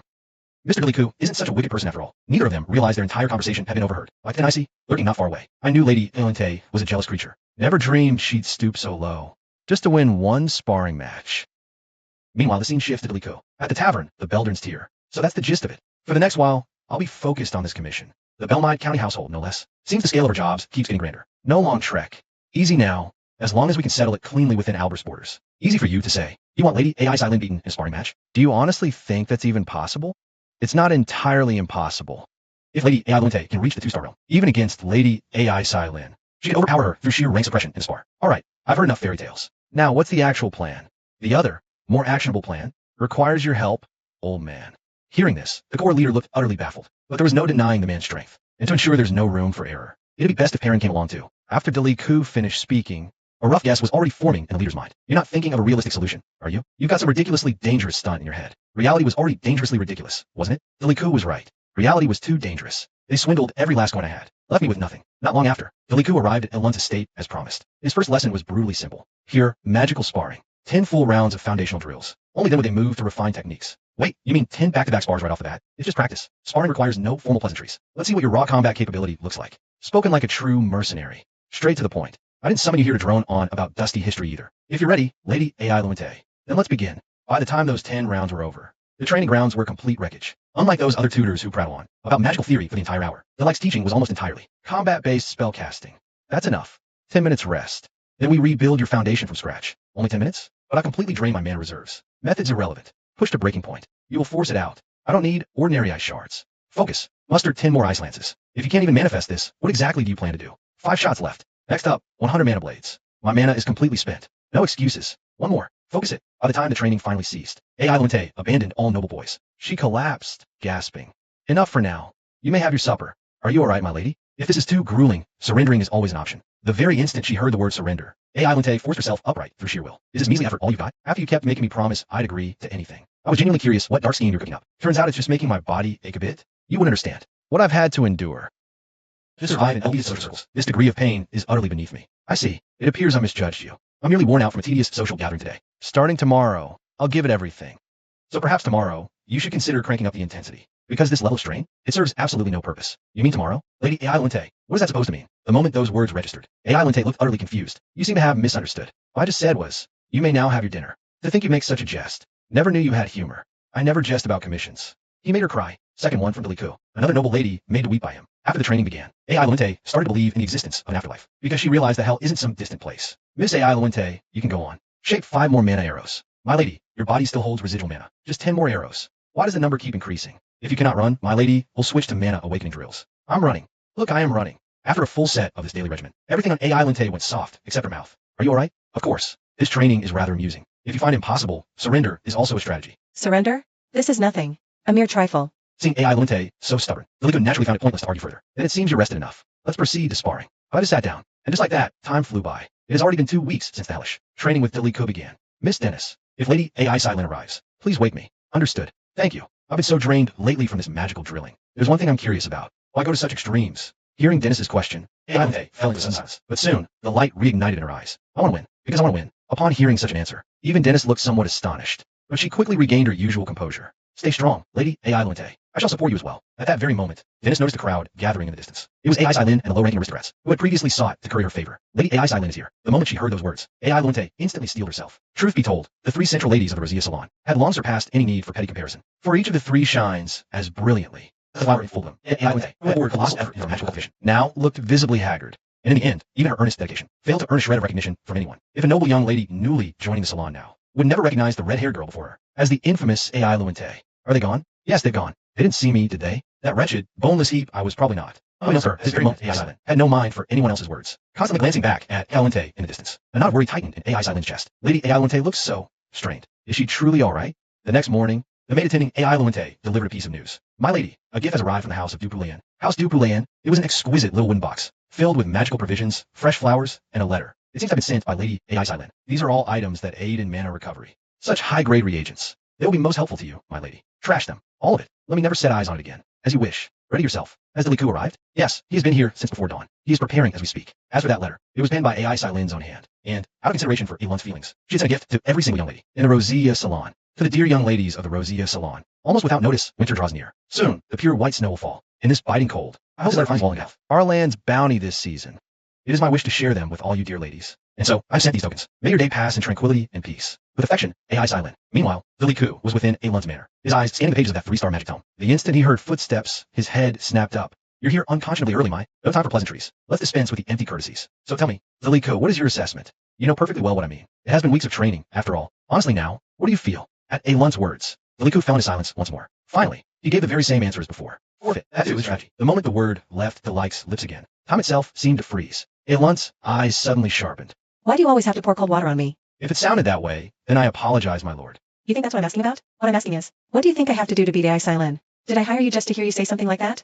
I didn't hire you to listen to you. Spouting crap like just give up. Yet Deliku didn't answer. He just stood there silently. If you say something like that again, you can get the hell out. I'm not wasting my time. At that moment, Deliku spoke. And what if you can't win? What then? An excessive obsession with victory may actually hinder your growth. Sometimes, accepting defeat gracefully, before Deliku could finish, Ai Lente burst into tears. Then wouldn't my loss be utterly pathetic? Seeing Ai Lente like this, Deliku wisely shut his mouth. I told you, didn't I? I'm just a piece of trash. Who gets led around by the nose by Ai Silent, the spider of Belmild, the rose of Rosea Salon. I'm nothing like that. I'm just a pathetic, miserable wretch jealous of others. I admit it. I admit all of it. I admit how immature I am. How wretched I am. Until this very moment, Ai Lente had never truly opened her heart so completely. I have no real reason to hate Ai Silent. I know that perfectly well. But why? Why can't I shake this damnable sense of inferiority? Why? Just why? On the day Deliku first arrived, Ai Lente had convinced him to stay by revealing her own weakness as bait. But as someone battle-hardened in the social circles, that was merely a surface-level confession. She never truly revealed the reason she wanted to win. Therefore, Deliku believed that in this state, he couldn't help Ai Lente. So he had been waiting, searching. The final piece clicked into place.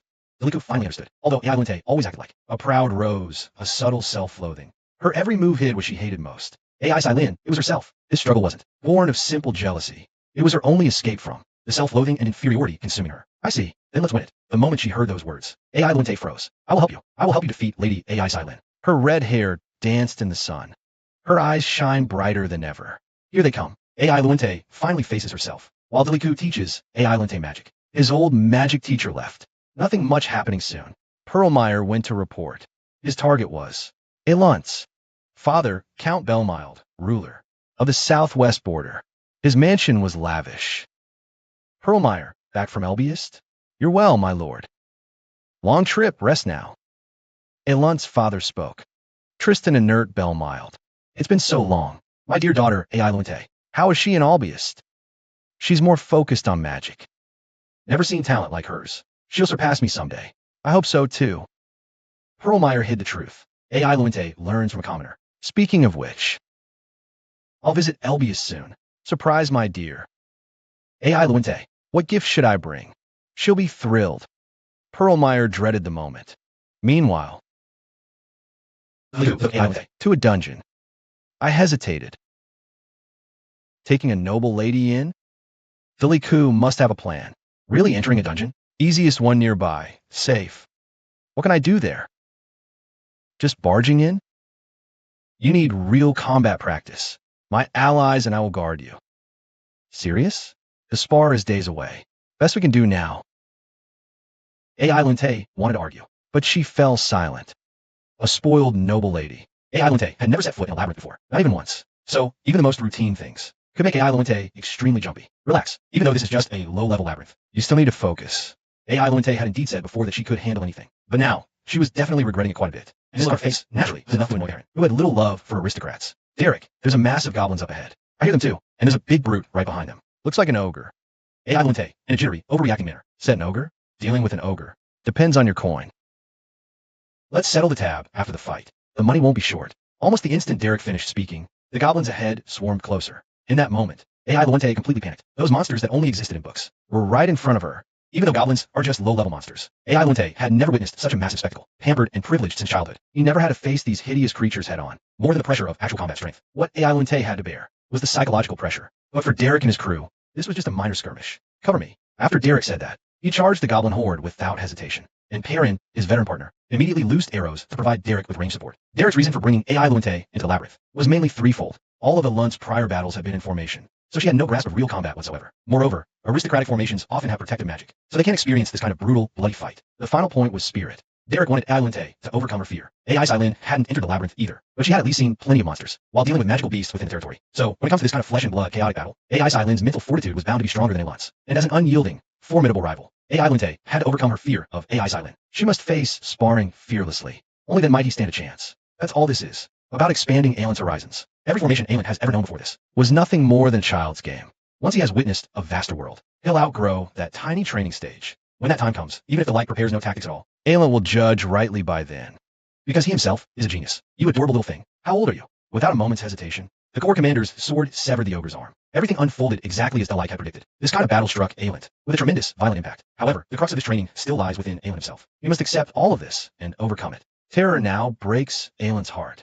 He truly believes he's going to die in this wretched place. My lady, one of them is charging your way. Snap out of it. It was just a common goblin. Any single random spell Aelin cast would have been enough to kill it. Yet, only one single thought filled Aelin's mind. I'm going to die here. Lady Aelin, you must kill it right here and now. That sudden, single sentence from Delik completely woke Aelin up. He suddenly remembered that day. In the pre-dawn hours, his confession to Delik. The one Aelin had always hated was never Aislinn. He was a version of himself, drowning his own self-loathing. As he raised his head to look at that charging goblin, Aelin finally saw it with clear eyes. That was never some mere goblin. It was the arrogant, insolent, and utterly hideous version of himself. He who had once been driven by jealousy and had done those contemptible things. In this moment, Aelin finally remembered exactly why he came to this place. He came to become stronger, to slaughter the bastard standing before him. Even though the goblin for him was just as vicious as ever. Aelin himself was no longer the same. Seeing this, Delik was finally able to set his mind at ease, because he knew Aelin would absolutely destroy that goblin before him. He knew this training's goal was met.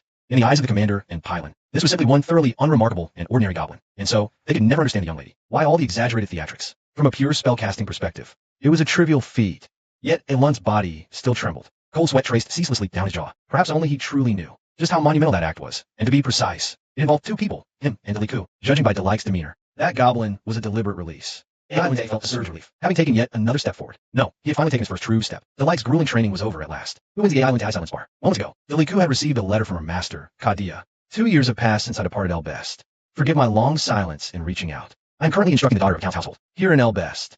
Her passion for learning is so fervent that I find myself with an endless trove of knowledge to impart. It's got me so busy I can't breathe. Yet life is tough. It is also unfathomably free and joyful. Deliku, among all the mages I've encountered in this lifetime, you remain the most gifted I have ever known. What realm of power have you attained by now? On the day we reunite, you must show me magic. Your master, Kadia Fulai Muhate.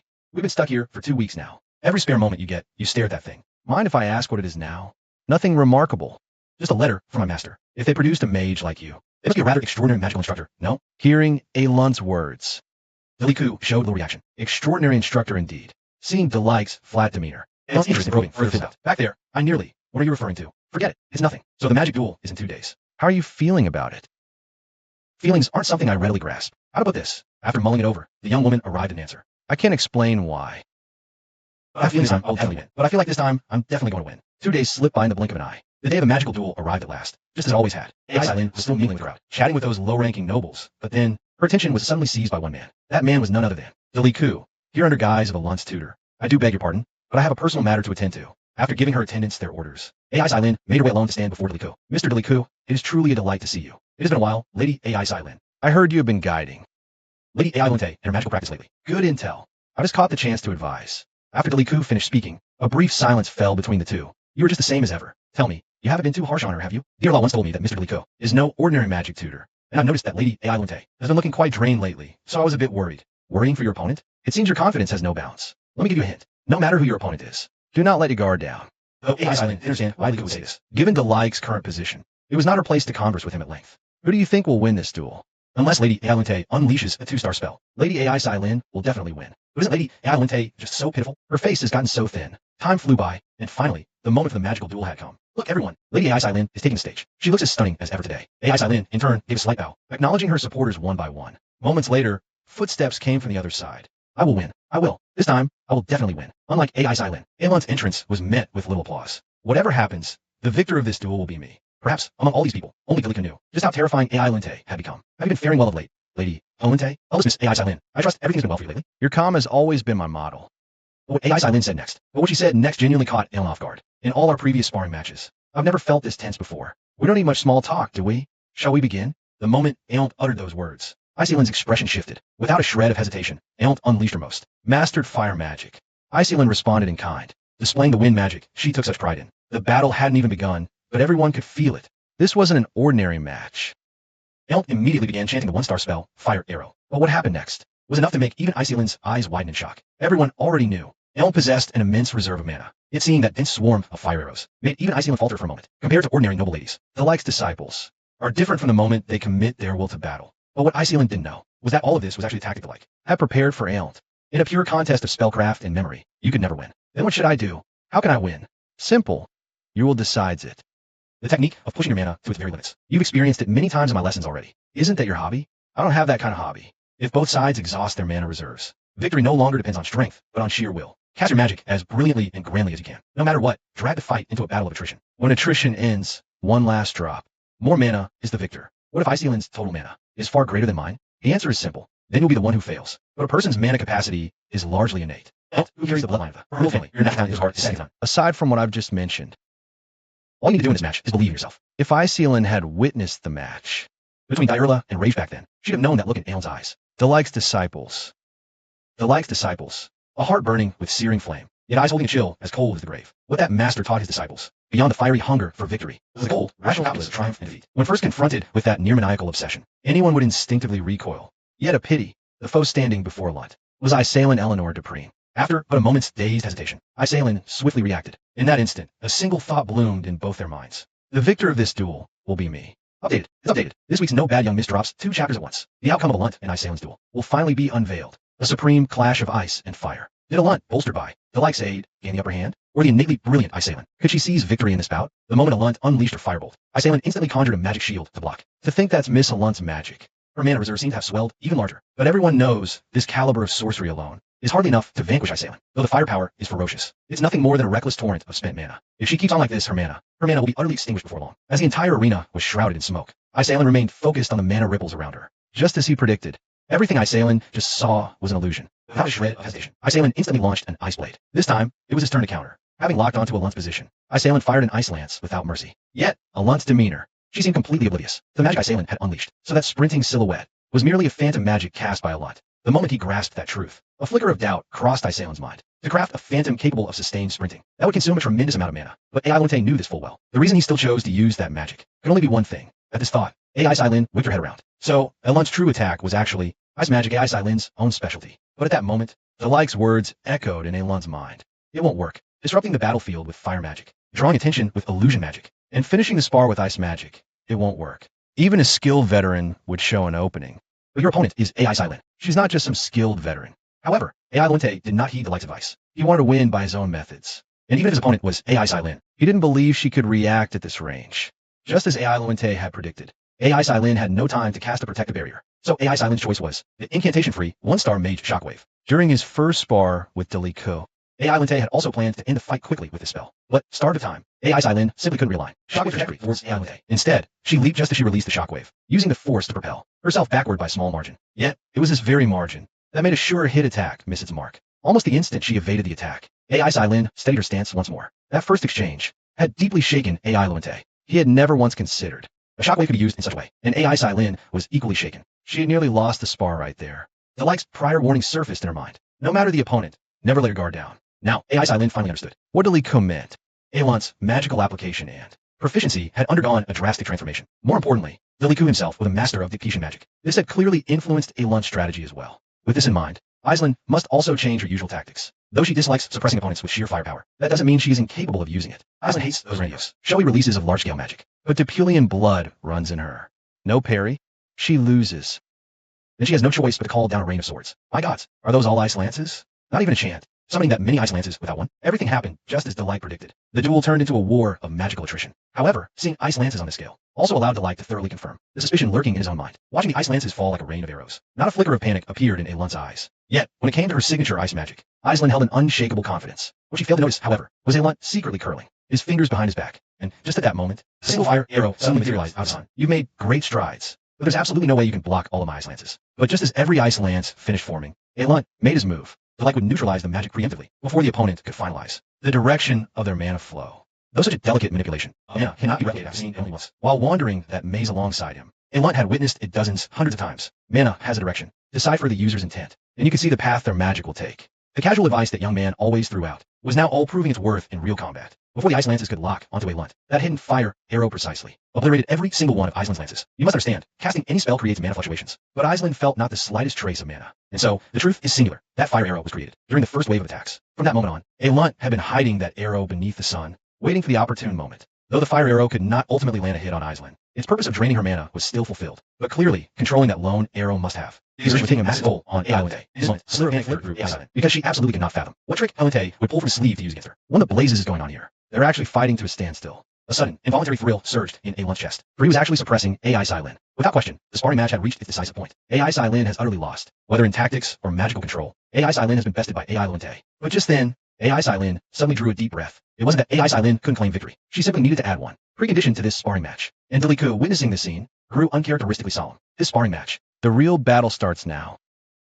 The young maiden of the Dupulian family. She made no grand, sweeping gestures, nor betrayed any flicker of emotional expression. Merely by releasing her internal magical power, she caused Luente to feel overwhelming, crushing pressure. It was like an adult using brute arm strength to overpower a child who was performing dazzling tricks. The girl, through sheer unadulterated magical volume, completely suppressed AI Luente. Beholding this terrifying magical power, a suspicion began to take root in Alun's mind. Just as he prepared to gather his own power for a counterattack, he suddenly lost his magic sense. AI Luente was utterly unaware. Everything now transpiring was all within Delight's design. This is a phenomenon known as magical sequencing. When a mage unleashes power far, surpassing their own limits, magic across a vast area will realign itself. Nearby mages may lose magic sense. This only means one thing. The AI Silent of this moment has already transcended her own limits. AI Luente had once entertained a fantasy, a single method to defeat AI Silent, to become a 2-star mage. The problem now, however, is that he failed to advance to 2-star. But AI Silent has already become a 2-star mage. In the face of a 2-star fireball spell, all of Alun's tactics and all for naught. New chapter. The latest episode of No Badness is here. As a mere 1-star mage, AI Luente, how on earth can he hope to defeat the 2-star mage AI Silent? AI Luente can't shake the memory. At the end of every training session, he'd collapse on the ground, utterly spent. Every time, Delico would produce a water skin, urging him to rest. And AI Luente would ask the same question. Will I win? After only a few weeks of training, can I really defeat AI Silent? Ever since that candid conversation, Delight's answer has been unyielding. You will win. No matter what happens, you will win. One of the blazes is that a 2-star fireball. The moment AI Silent unleashed that 2-star spell, AI Luente panicked completely. In his original battle plan, he never factored in an opponent of 2-star caliber. AI Luente shot a desperate glance at Delico in stance, hoping for a sliver of help. But Delight's face was utterly impassive, as if everything was unfolding exactly as he'd foreseen. But the more Delico acted that way, the deeper AI Luente sank into despair, because the opponent he'd always planned for was the 1-star mage AI Silent, not the one wielding 2-star magic. It was Delight's audacious promise. You will win, that it pulled AI Luente through those brutal days. But now, AI Luente was forced to doubt those words once more. Faced with such an overwhelming chasm of power, what technique could possibly make any difference? Someone like me was simply never fated to defeat AI Silent. In the instant the fireball came crashing down, a single thought consumed Ilan's mind. Just then a collective gasp ripped through the audience. AI Lunte had mimicked AI Silin's own technique to dodge the fireball's blast radius. And just like that, it was AI Silin's turn to be stunned. Of course, his dodging that attack had a fair amount of luck to it. After all, AI Silin had only just ascended to 2-star mage. Her control over 2-star magic was far from refined. Be it precision or control, it's entirely different from her 1-star magic. And it's obvious from AI Silin's expression that wielding 2-star magic is draining her immensely. So even with such an overwhelming power gap, AI Lunte can still sense a sliver of victory. Moreover, the way Lunte just used his own technique, that rattled AI Silin to her core. The truth is, the trajectory of the sparring match has been within Delik's calculations from the very start. He knew from the beginning that AI Silin was just a hair's breadth away from becoming a 2-star mage. But for a mage who has just stepped into the 2-star realm, 2-star magic is nothing more than a bottomless pit that devours mana. And in Delik's calculations, he even factored in AI Silin's unyielding nature. Once she acknowledges an opponent, the forthright AI Silin will hold nothing back. She'll hold nothing back, fighting with total sincerity. Going all out shows respect for the foe. And a matter of honor. The catch, however, their mana control was simply mismatched. And victories. No need to clash head-on against such a straightforward assault. What's wrong with taking advantage of your opponent's noble character? Under the banner of respecting her adversary, AI Silin is forcefully using an unrefined 2-star magic. Soon a fatal gap appears. If mana runs dry, it's a test of will. AI Lunte will still hold the upper hand. AI Lunte definitely has the edge, tempered under Delik's relentless whip. Ilan's mental resilience has long surpassed that of a sheltered flower. That tutor, pre-coming of age, have really foreseen all of this? That's just absurd. AI Silin actually cast Fireball again. And this time, it's moving noticeably faster. AI Lunte didn't hesitate for a second. He instantly broke into a sprint across the dueling platform. He knows perfectly well that both casting and controlling 2-star magic are exacting a massive toll on AI Silin. If he wants to win this sparring match, all he has to do is evade AI Silin's counters with all his might, yet dodging alone. That's not the victory Lunte is after. As a daughter of House Belmide, she too craved an honorable victory. So, using the blinding flash of a fireball as cover, AI Lunte let the sun conceal his movements once more. Under such conditions, even if AI Silin could sense the mana fluctuations, she could not react in time. The high noon sun blazed upon the maiden's fiery red hair. Her lifelong nightmare would end by her hand. However, Lunte did not overplay his hand. He was aiming for an unassailable victory. If this ice lance failed, to finish AI Silin, forcing her to activate a defensive spell would suffice. Because the outcome was already written, he was the only one who could win this sparring match. Just as AI Lunte predicted, AI Silin's mana had not yet completely run dry. A single second before the ice lance struck, AI Silin conjured an ice wall with raw mana to block the attack. Not a defensive spell, but a pure burst of mana. This meant AI Silin's reserves were hanging by a thread. With plenty of time left before the spar ended, AI Lunte could fully dictate the pace. As for AI Silin, she had never endured such brutal conditioning, nor had she ever been forced to push her magic to such an extreme. In Delik's eyes, this match had already reached its conclusion. AI Lunte had finally cornered the subject of his lifelong envy, driving AI Silin into an absolute dead end. Though Ilan's own mana was nearly spent, it was more than enough to finish this. But at that decisive moment, the unforeseen struck. With her mana almost completely exhausted, AI Silin unleashed another fireball. Yet after casting it, she barely had the strength left to stand. Tragically, AI Silin's last-ditch effort, her final spell, cast with all her will, missed. Victory over rival, as AI Lunte expected, evaporated in an instant. If this war of attrition continued, victory would inevitably fall to AI Lunte. In fact, at one point, AI Lunte had already rehearsed the words he would say upon his victory. Hey, AI Silin, your command of magic is indeed profound, but you lack the skill to channel your magic. Here it comes. AI Lunte could already taste the words of victory on his tongue, ready to bow out with a triumphant smile. This was the victory he had dreamed of his entire life. But the moment those eyes locked onto his, AI Lunte felt as if a dagger had been plunged straight into his heart. I've lost. I concede. AI Lunte, on the very brink of victory, actually forfeited the match of his own accord. As their duel drew to a close, AI Lunte was suddenly flooded by memories of his past with AI Silin. It is no exaggeration to say that in all of Elbiest, there is no young lady of nobler standing than AI Silin Dupulayan. Yet wherever there is light, shadows are bound to gather. There was one such young noblewoman who lived perpetually in the shadow cast by AI Silin. She's just a pampered little princess, raised in silk sheets, isn't she? If that's the kind of venom people are spitting behind her back, what saintly virtue would she have left to stand on? Turn around. I'm about to see just how pathetically enraged you can get. But when AI Silin turned to face him, AI Lunte froze completely. AI Silin was like a gemstone. The more it is cut and polished, the more brilliantly it shines. And AI Lunte found itself utterly eclipsed by the radiance she gave off. In that moment, a seed called inferiority took root and sprouted deep within Ilan's heart, plunging him headlong into its fathomless abyss. But even from within that abyss, AI Lunte continued to gather his strength, vowing that one day he would surpass AI Silin in every way. AI Lunte sought to prove his worth this way. He held fast to the belief that he would one day claw his way out of this boundless, hollow chasm. That noble and beautiful AI Silin, her hair a mess, body covered in dust, utterly humiliated, after tumbling so disgracefully in the dirt before this very crowd, enduring such shame. How can she still wear an expression like that? It dawned on him then. For her, there was never any so-called dignity or reputation to defend with her life. She gives her all to do what must be done. In a heartbeat, the entire audience was roaring for AI Silin, as if AI Lunte was the ultimate villain of this tale. AI Lunte began to channel his magic once more. Just one final attack.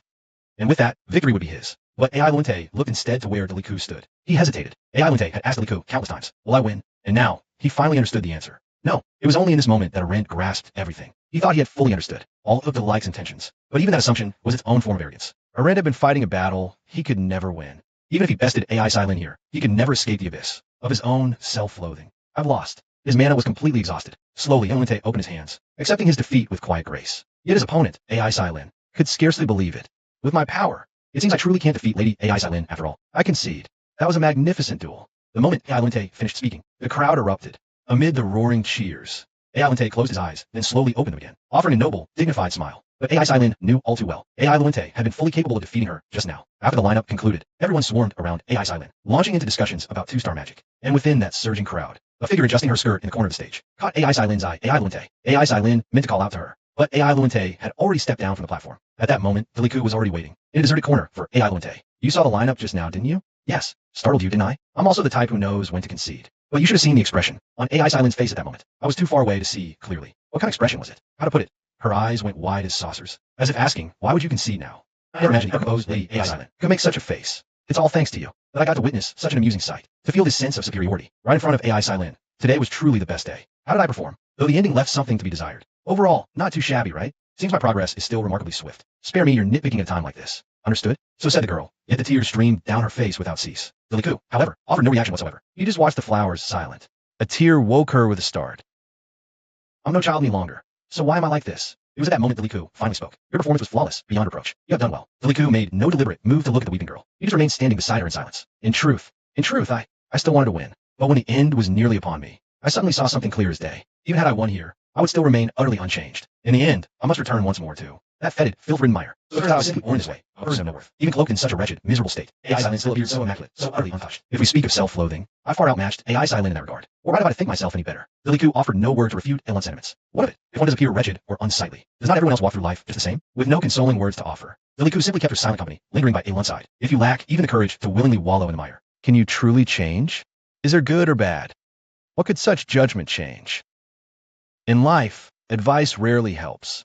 At the very least on this day, Elon did not let herself sink into utter ruin. And there, not far away, Denisi had been silently observing Deliku all the while. He'd always seen manners as a burden. But now, he found himself compelled to act. By the time he approached AI Silent, the other noble ladies had already finished their farewells. Lady AI Silent, once more, you have achieved a staggering metamorphosis in triumph. Watching that duel just now, I was shaken to my core, utterly captivated by every passing second. Facing Denisi, AI Silent saw little point in keeping up the pretense. Lady Denisi, do you know something? In truth, that duel just now was my loss. Not only was AI Silent aware of Lady Denisi's keen eye for truth, she sensed her deep boredom.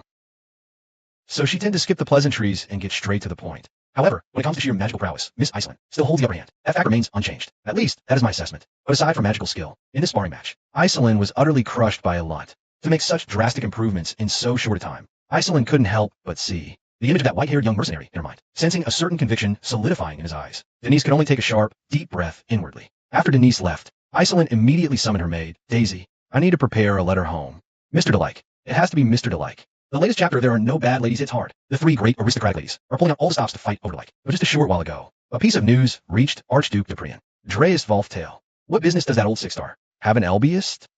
I don't know the reason, but the tariff agreement schedule has been suddenly moved up. He must have caught wind of Lord Dreist's movements. I was wondering why Bermild insisted on coming to Elbiest. It seems this really is connected to Dreist after all. If the man who stands at the apex of the exploration lineage, with the power to see the future, then he must have a reason for this. One more thing. A letter has arrived from Iceland. In it, she requests to be assigned a magic tutor. If we can assist her, isn't that only natural? But she has specifically requested Delike in her letter. The problem is Delike is currently still tutoring Lady Elunt of House Bermild. So, I plan to send the butler to discuss this matter in detail with Delike. Valerian, this matter might not be so simple. Since Dreist's destination is also Elbiest, I will go there personally to handle the Delike situation. Meanwhile, the scene shifts to Elunt's residence. Delike, I wish to rest for a while. Hearing Elunt say this, Delike slowly raised his head. It's not just about my studies. I need to set everything aside for now and clear my head. Still with Vernedge? Yes, just at that moment.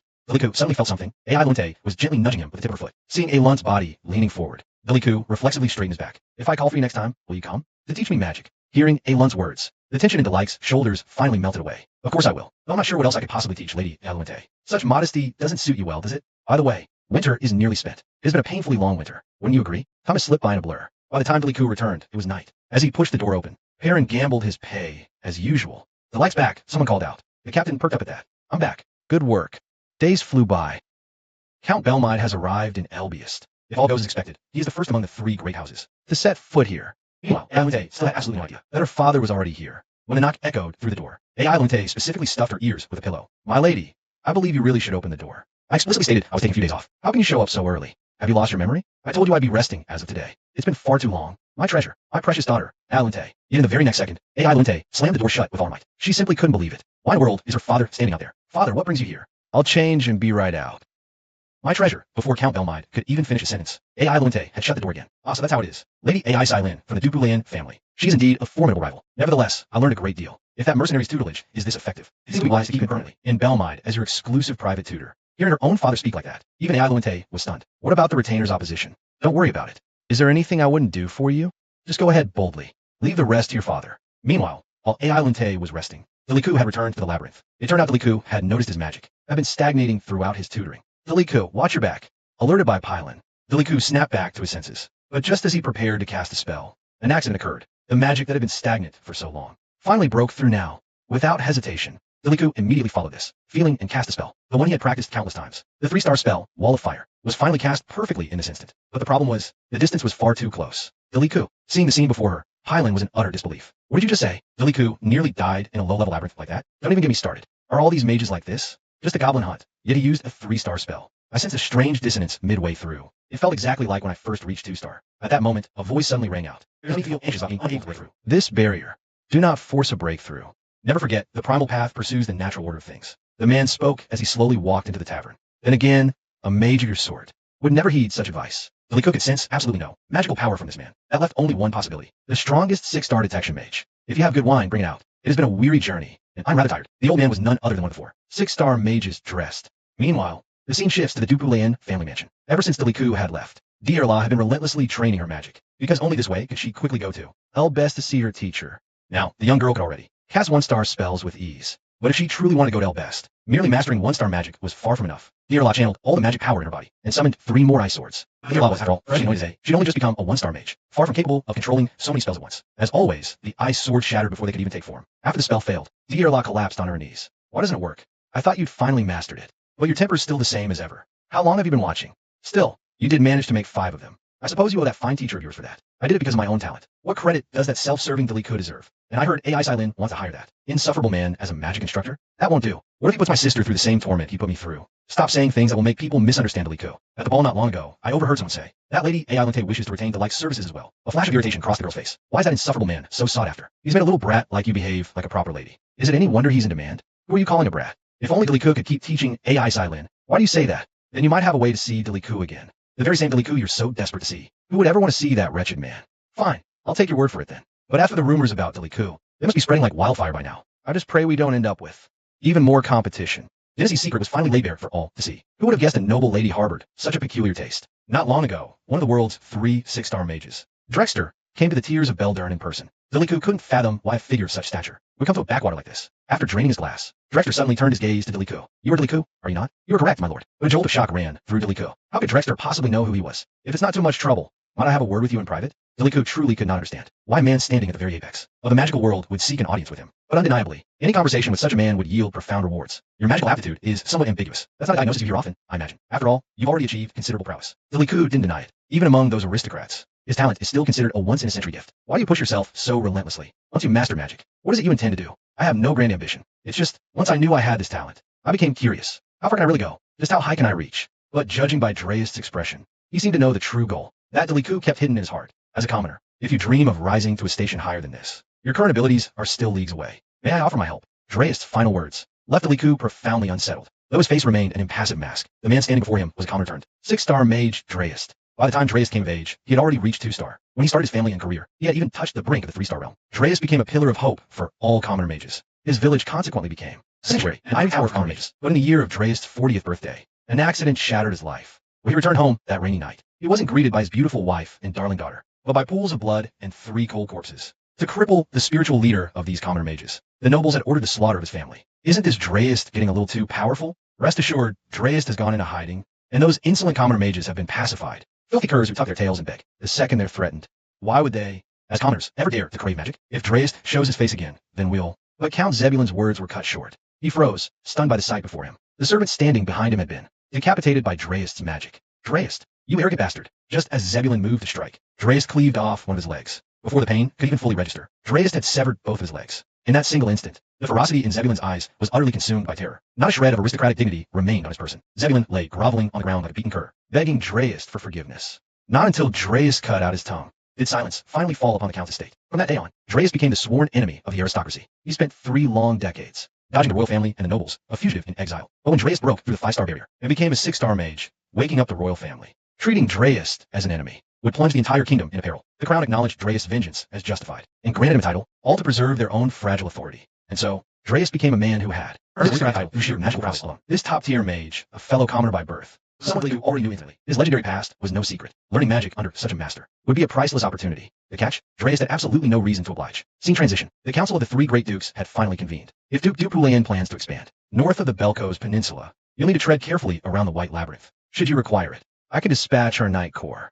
The man who spoke was none other than Dennis's father, Duke Beltis. The Knight Corps Duke Beltis mentioned. Surely not that pack of worthless mercenaries? While Duke Beltis's military strength could rival any high-ranking aristocrats, nearly half of it relied on mercenary corps led by ex-soldiers. So hearing this, he was visibly displeased. Managing your vast territories with a private army must be quite the burden, no? Perhaps relinquishing your lands isn't such a bad idea. As the only one among the 3 with direct imperial bloodline, Duke Pupu Manhwa could not tolerate such insolence. Seeing this, Duke Beggar hastily intervened to mediate. We've discussed all that needed to be discussed. Since we made the journey to Elbiest, we ought to go see our daughters. Speaking of which, I heard your daughter, fought Ai Silin to a standstill. A shame she lost in the end, truly. But it seems Ai Linte is finally about to let her talents truly bloom. Just a bit more guidance from a truly skilled mentor, and she surpassed Lady Ai Silin without question. So this skilled mentor you mentioned must be Deliku, I presume? If he becomes Ai Silin's tutor, then Ai Linte will forever remain in her shadow. Upon hearing Duke Depilian's remark, even usually mild-mannered, Grand Duke Beggar reached his limit. Would he truly go that far? After all, he shares an exceptionally deep bond with Ai Linte. You honestly think he'd be swayed by personal ties? It's clear you don't understand him at all. Grand Duke Beltis couldn't help but grow curious. Just who is this mentor named Deliku?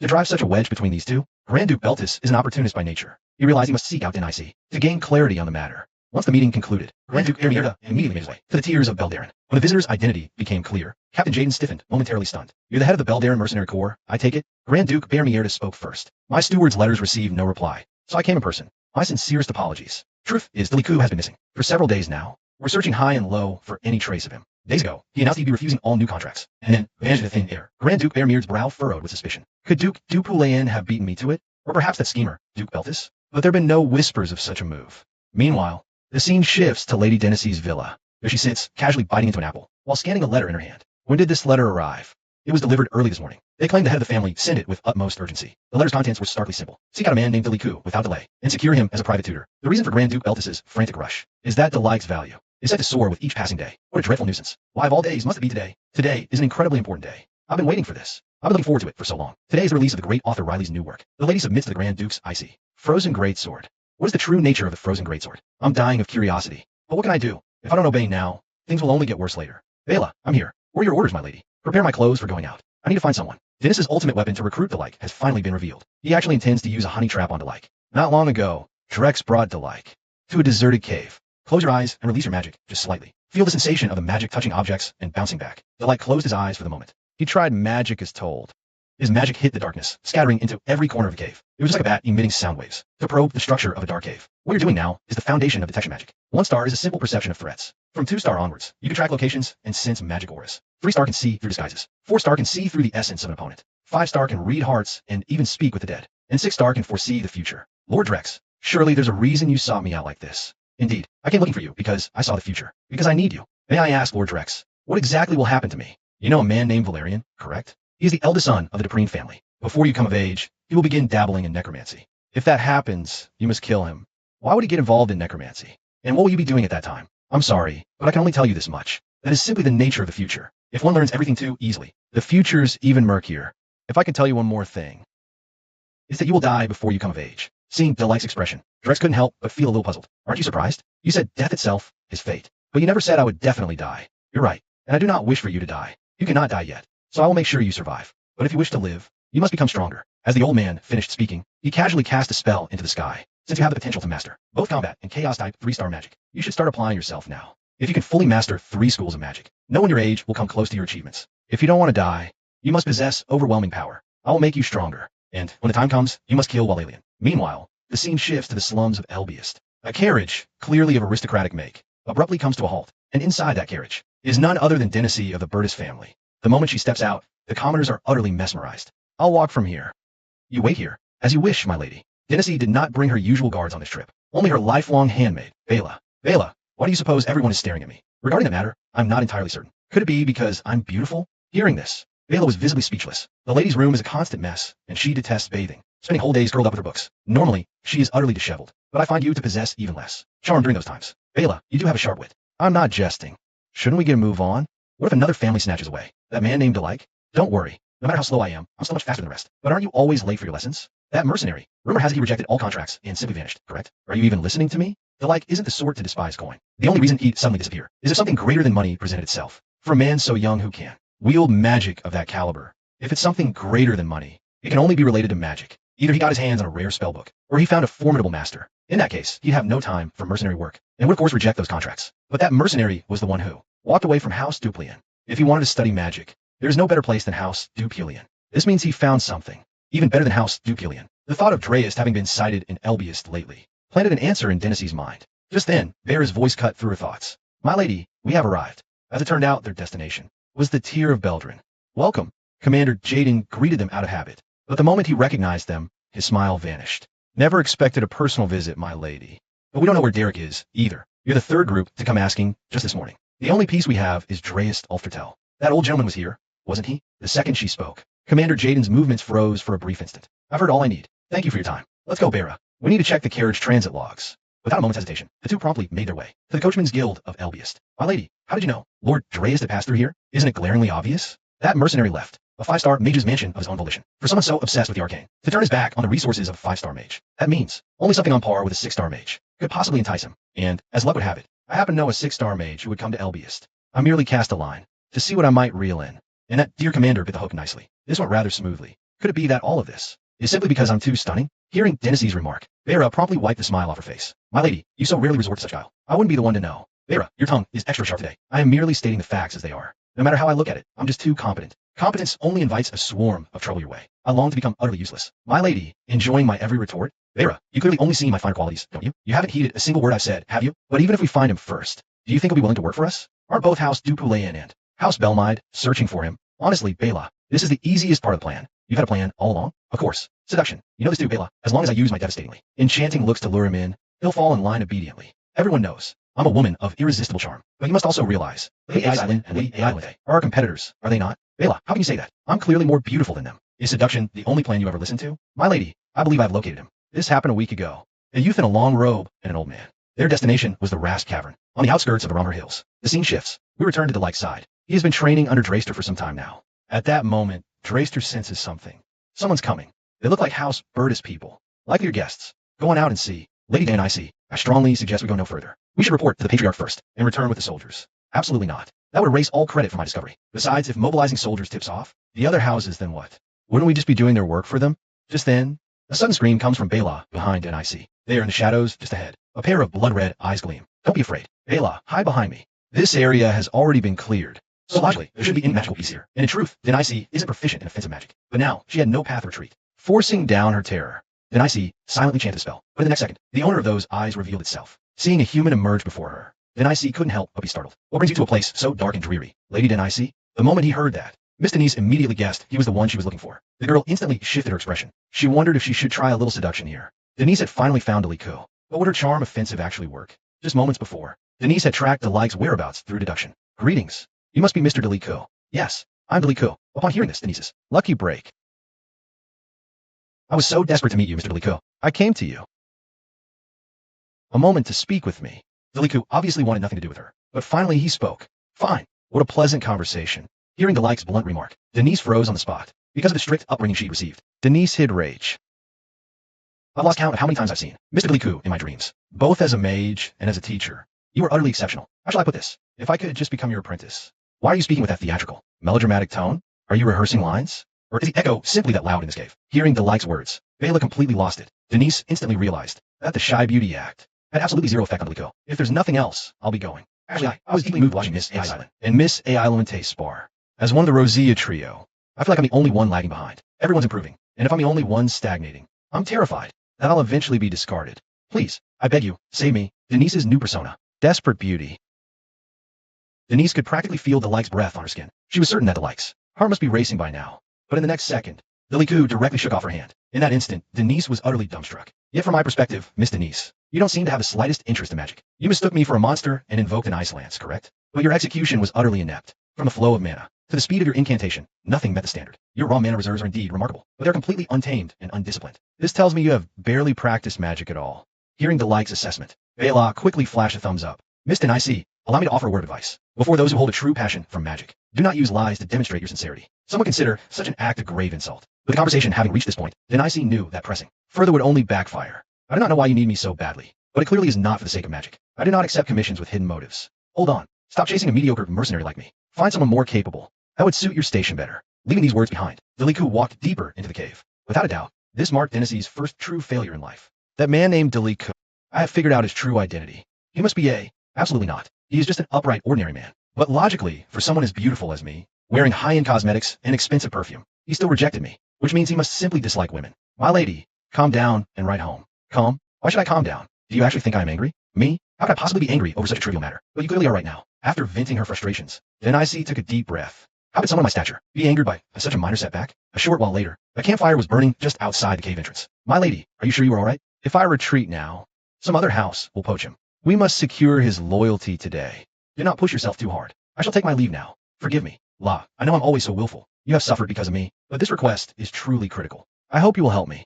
When you come tomorrow, bring me the 4th volume of the Duke's Pillar of Fire, Melting the Commoner Maiden. Hearing Denise say this, Bella instantly wore a look of pure disgust. The next morning, Denise sought out Derek once more. This time, he hadn't just changed his attire, but was deliberately carrying a pile of things. Inside the chest, apart from provisions, were many items helpful for magical cultivation. What's all this? It's nothing really. Though my power is limited, I shall serve you, so you can focus fully on your magic. Even so, nothing will change. No matter. Just observing feels like progress. Pay me no mind. Denise was convinced that so long as Derek was human, he would inevitably develop fondness for someone willing to sacrifice so much. Then I shall graciously accept what you brought. Seeing Derek accept, Denise felt his own plan was on the brink of success. However, I will not become your tutor, Miss Denise. Denise truly never expected Derek to munch on her offerings, while bluntly refusing her. Lord Derek, I brought provisions and mana stones again today. My thanks, but my refusal still stands. Good morning. Our head chef wishes to prepare a sumptuous feast for Lord Derek. Thank you, but I shall not attend. Lord Derek, this is gold, or I believe it can assist you. I'll take it, but I'm still declining your request. Days dragged on like this, and Denise felt Derek was toying with her. Selfish, petty miser. I've humbled myself so much. You could at least give me some response. My lady, terrible news. What could be more troublesome than now? It's the High Steward of the Deprane family. They're heading straight here. Hide quickly. They might just assume all this belongs to Derek. Before long, the High Steward of House Deprane arrived with a veritable army. What blazes is that? Are they marching off to war? What the Deprane family ultimately left for Derek was in truth merely a single slip of parchment, appointed as the magic instructor for Lady Aisling. What a magnificent honor that is. All the while, Denise eavesdropped from behind a boulder. In the moment the name Aisling reached her ears, she could contain herself no longer. Denise had finally resolved to give up on Delike, but it seemed things had taken a turn. Just recently, the Dupulian family had sought Delike out to become Mage Aisling's private tutor in magic. The honor would be mine. In that case, let us make ready and depart at once. But to their mutual surprise, Delike refused. Even Denise was taken aback by the scene. After I finish my cultivation, though I cannot say when that will be, and if we were to increase the sum somewhat, I wonder if that might. Yet Delike declined once more. I deeply apologize. With my current skill, I can be of no great help to Lady Aisling, nor do I wish to teach magic in a slipshod manner. Hearing Delike speak so, Denise knew all hope was lost for her. Elsewhere, the scene shifts to the Dupulian family estate. Is this true? You say they've already found Delike? Yes. The steward went to call on him last night. Why was I not told? I wish to go myself. Still, even now should not count as too late. Summon the swiftest soldiers for me. But my lady, that place is too dangerous. We need a teacher's help. The disciple must go in person, of course. The scene returns to Delike's location. At this moment, Denise, she's no noble now. Her clothes are filthy, and a crystalline string of snot hangs from her nose. But she no longer possessed the will to care. She merely sniffed a careless, fleeting sound. Bela, let us return on the morrow. Understand. The lady gives up fast.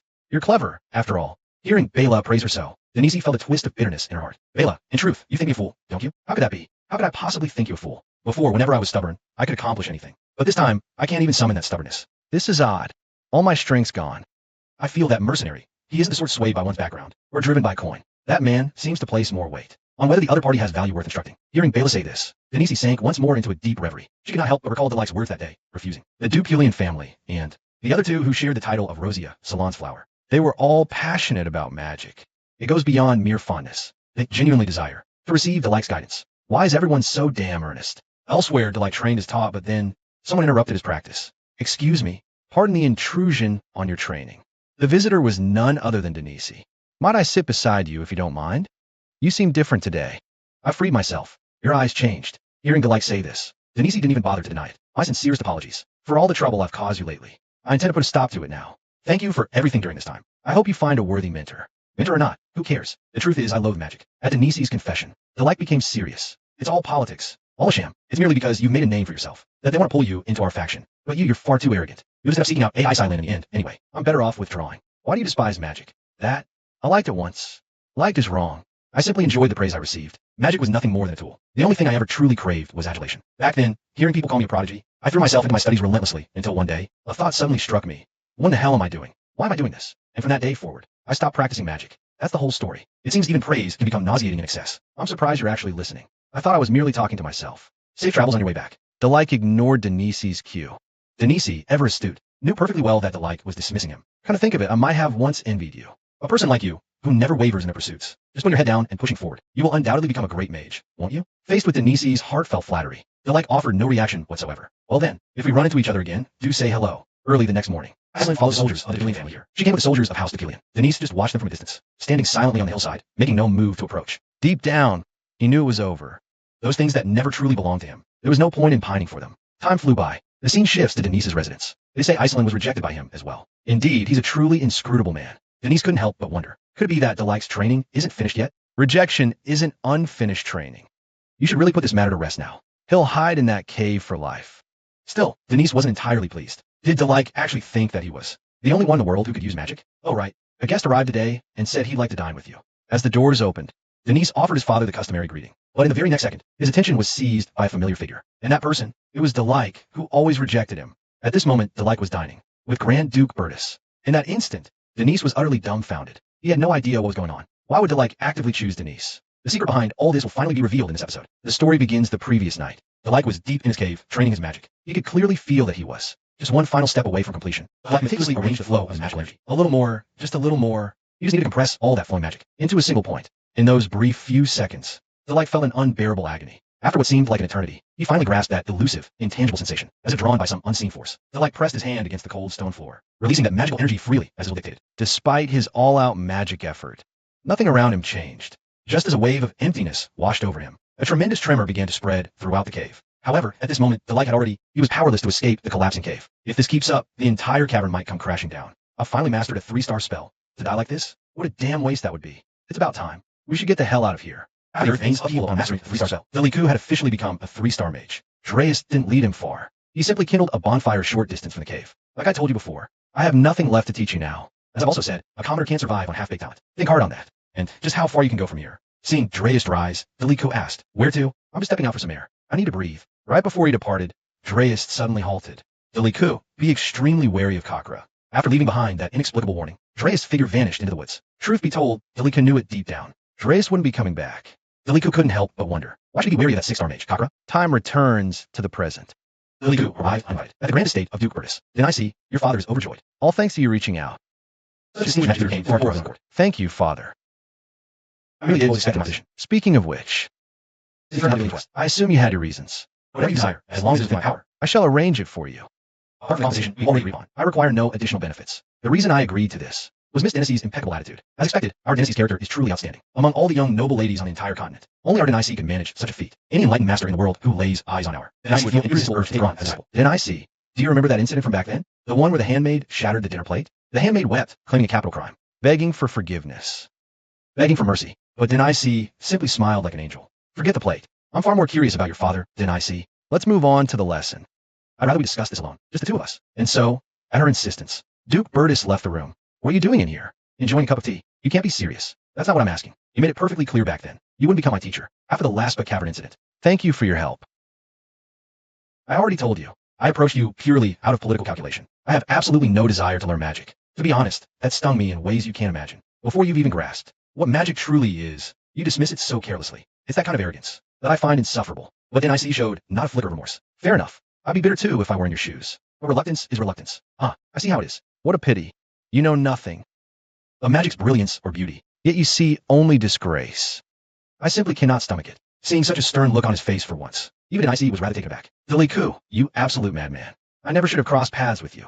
Meanwhile, the scene shifts to the AI Silent estate. There she sits, all alone in her chair, gazing vacantly out the window. She simply couldn't fathom why Deliku refused to be her teacher. The very day Denise departed, AI Silent had brought the entire Deulian household to beseech Deliku, but he simply told her he had nothing of value to teach her. Your thinking is far too rigid and set in its ways. I honestly believe you'd be better off studying under an academy-trained mage. My deepest apologies, Lady A.I. Silin, but I cannot serve as your tutor. A.I. Silin said nothing in that moment. She could only hang her head low. The Liku had left no room for negotiation, and those were by no means kind words. Once, she thought orthodox was all, but the very man she admired. It was actually Diurla's magic, so full of freedom. Just then, a maid knocked on the door from outside. A letter from the main house has arrived. What kind of letter is it? There's a deployment ceremony next week. It's being held for the young lord, Walilian. It's actually next week. This is his first deployment ceremony, so I need to prepare a proper gift. I'll go downtown. The white zone's dangerous, so I have to make sure I'm ready in advance. As A.I. Silin stood up, the fine chair suddenly snapped a leg. Time flew by. The scene shifts to Dennis's mansion. He's completely lost his mind. He clearly has no idea about the merits of magic, yet he stares at it with such gleaming eyes. And just liking himself isn't enough. He has to force it on everyone else too. If he knew that's what you were thinking, would he stop making you read those vulgar novels? You genuinely fail to grasp. Such beauty, brilliance, unacceptable. Truly, like master, like disciple. Vela, I find those novels you read utterly boring. That's not what I meant to say. After smoothing over the trouble with Dupulayan and earning a lunch recognition, and even kicking a person like A.I. Silin to the curb, if someone like that becomes my teacher, how dreadful. Sleep early. Just listen to me. Under a teacher like that, if I still show no progress, then I'd be completely useless, wouldn't I? At my own pace. Can I just coast through this? I just want to lie around and read novels. But if I try to brush off Mr. Delico, my novel allowance cut? Just thinking. Sent Denisi into a fit of thrashing in his blankets. Denisi, who had no drive to begin with suddenly. Too troublesome. Made him cry. Denisi cried on first lesson. The reason Deliku chose Denisi goes back to the night Dresser departed. My advice is this. Keep ties with the three houses. But remember this. You must never swear fealty to any single faction. Play them all. Keep them dangling.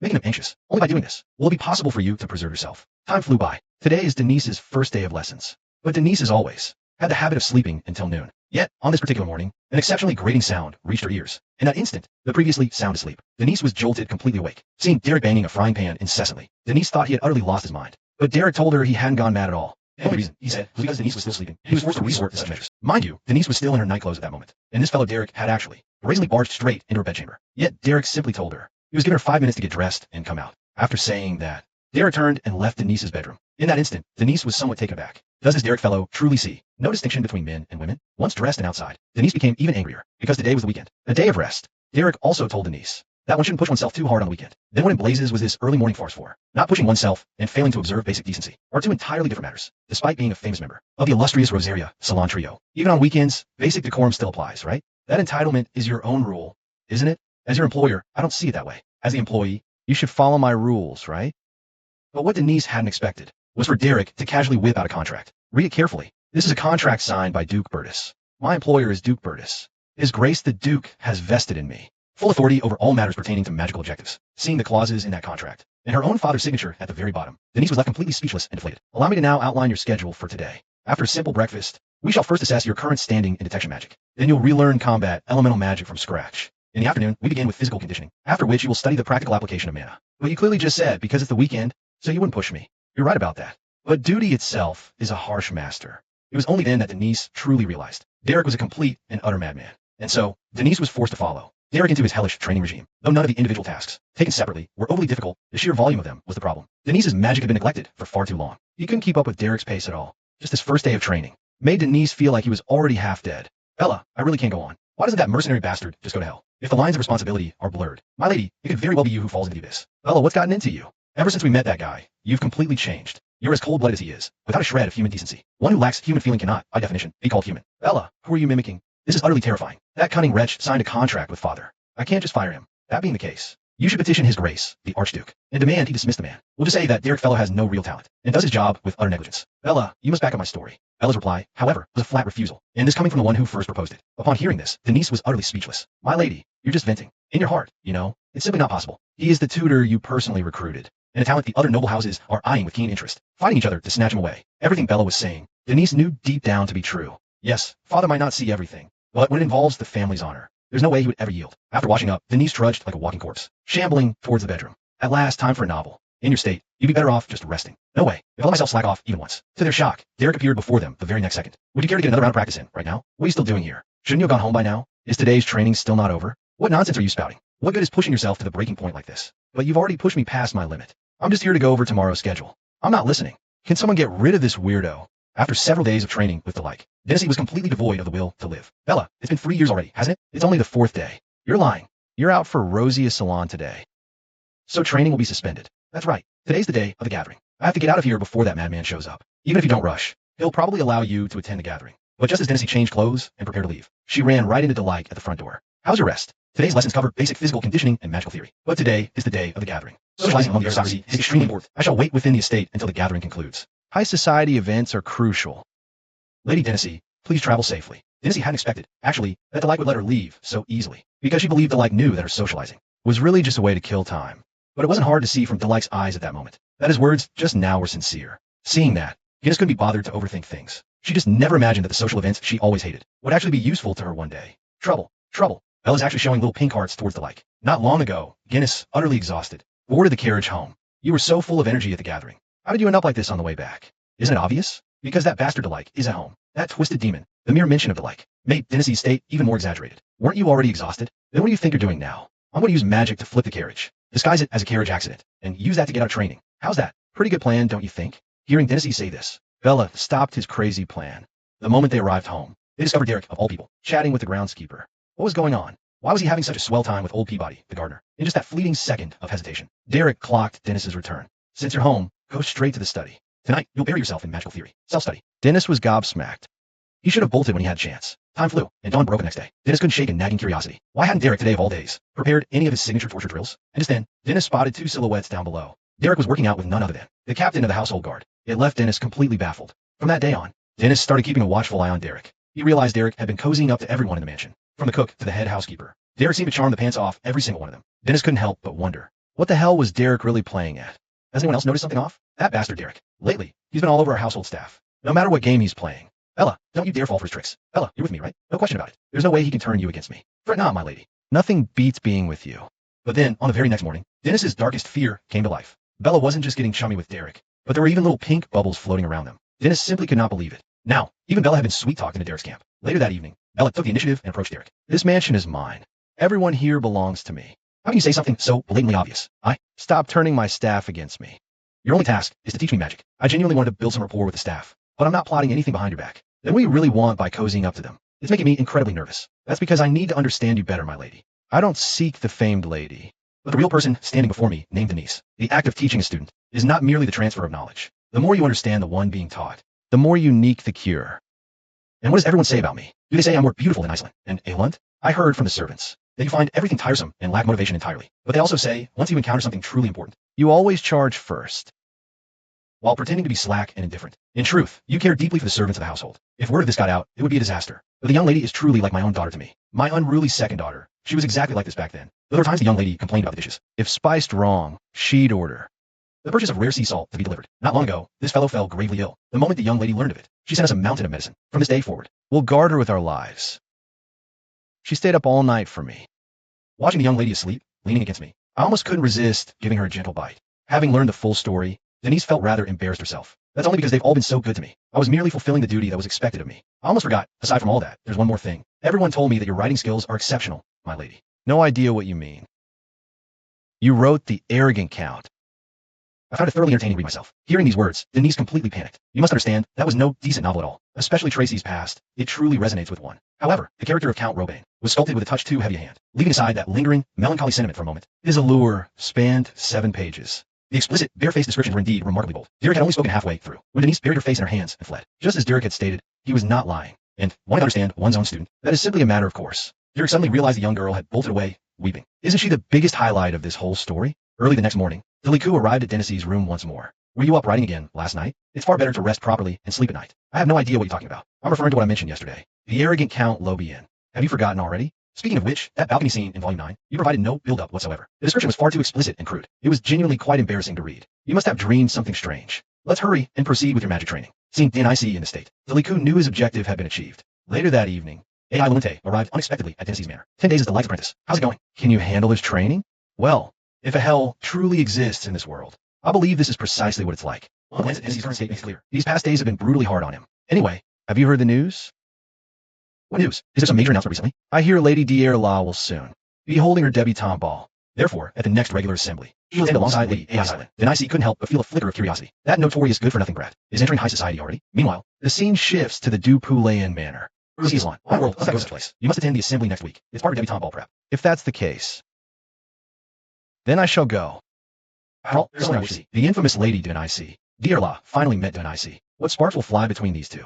Before the next salon commences, Dearla sought out AI Celine on her own initiative. I simply cannot fathom why we must go to the Rosilla salon. Aside from my sister, AI Lente, and Denise, the others are utterly beneath notice. That's not true. Many there possess profound knowledge and considerable charm. Many people there are learned and charming. But one look at Dearla's face tells you everything. He looks down on those people. I mean, I'm curious about the world outside the estate, but these social gatherings just bore me to tears. Everyone's just spouting hollow, saccharine pleasantries. Iselin knew Dearla was speaking from the heart, but in this situation, she had to soothe his temper first. Try putting yourself in their shoes. You, and I benefit from the Duprean name. Stepping into high society is simply our birthright. But for others, it's different. For them, entering society is an invaluable opportunity. We can't be reckless and assume this privilege comes without effort. We must accept this favor with gratitude and strive to earn it. In that aspect, joining a salon is an excellent experience, and you'll meet all sorts of people. Well, if that's how you see it, sister, I'll give it some honest thought. Anyway, I always plan to go at least once. Hearing Dearla say that, a tiny doubt crept into Iselin's mind. By the way, I've finished all my basic courses now. The Albers family will grant me my own private estate, won't they? And I can pick the servants too? Then, would it be possible to hire a mercenary from some village as my magic tutor? I know exactly what you're thinking, but you also know full well that Derek is currently teaching Denise. I know it's an egregious breach of etiquette to poach someone from another family. I'm just thinking hypothetically, but one look at Dearla's face, while the girl was clearly doing anything but thinking.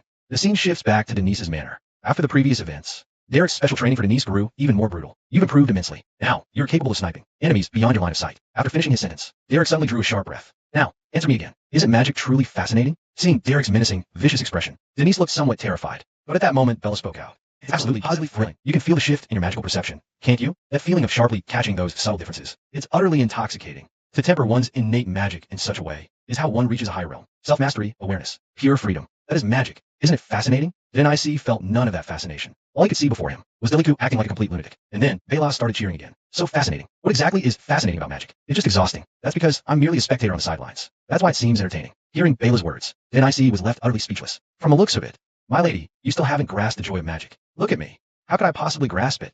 My mistake. It seems the training intensity is still unsuitable. Upon hearing Deliku mention training intensity, Denise's eyes lit up instantly. I will continue to intensify the training regimen until it reaches a level sufficient for you to feel a sense of progress and accomplishment. In that very instant, Denise's spirit completely died. I'm so happy now. Truly overjoyed. Magic is just too fascinating. I absolutely adore magic. I must act quickly. I will immediately formulate an even more rigorous training schedule. Time flew by. The day the Rosilla salon had finally arrived. Just as Dearla had said, most of the aristocrats were discussing trivial nonsense. Nothing more than secret scandals among the nobles, or the tea and pastries they had consumed. That is precisely why Dearla looked down upon these low-class nobles from the bottom of his heart. He simply could not stand their pretentious, faux elegant hypocrisy. Dearla shook his head in disgust the whole way there. No desire to see these nobles.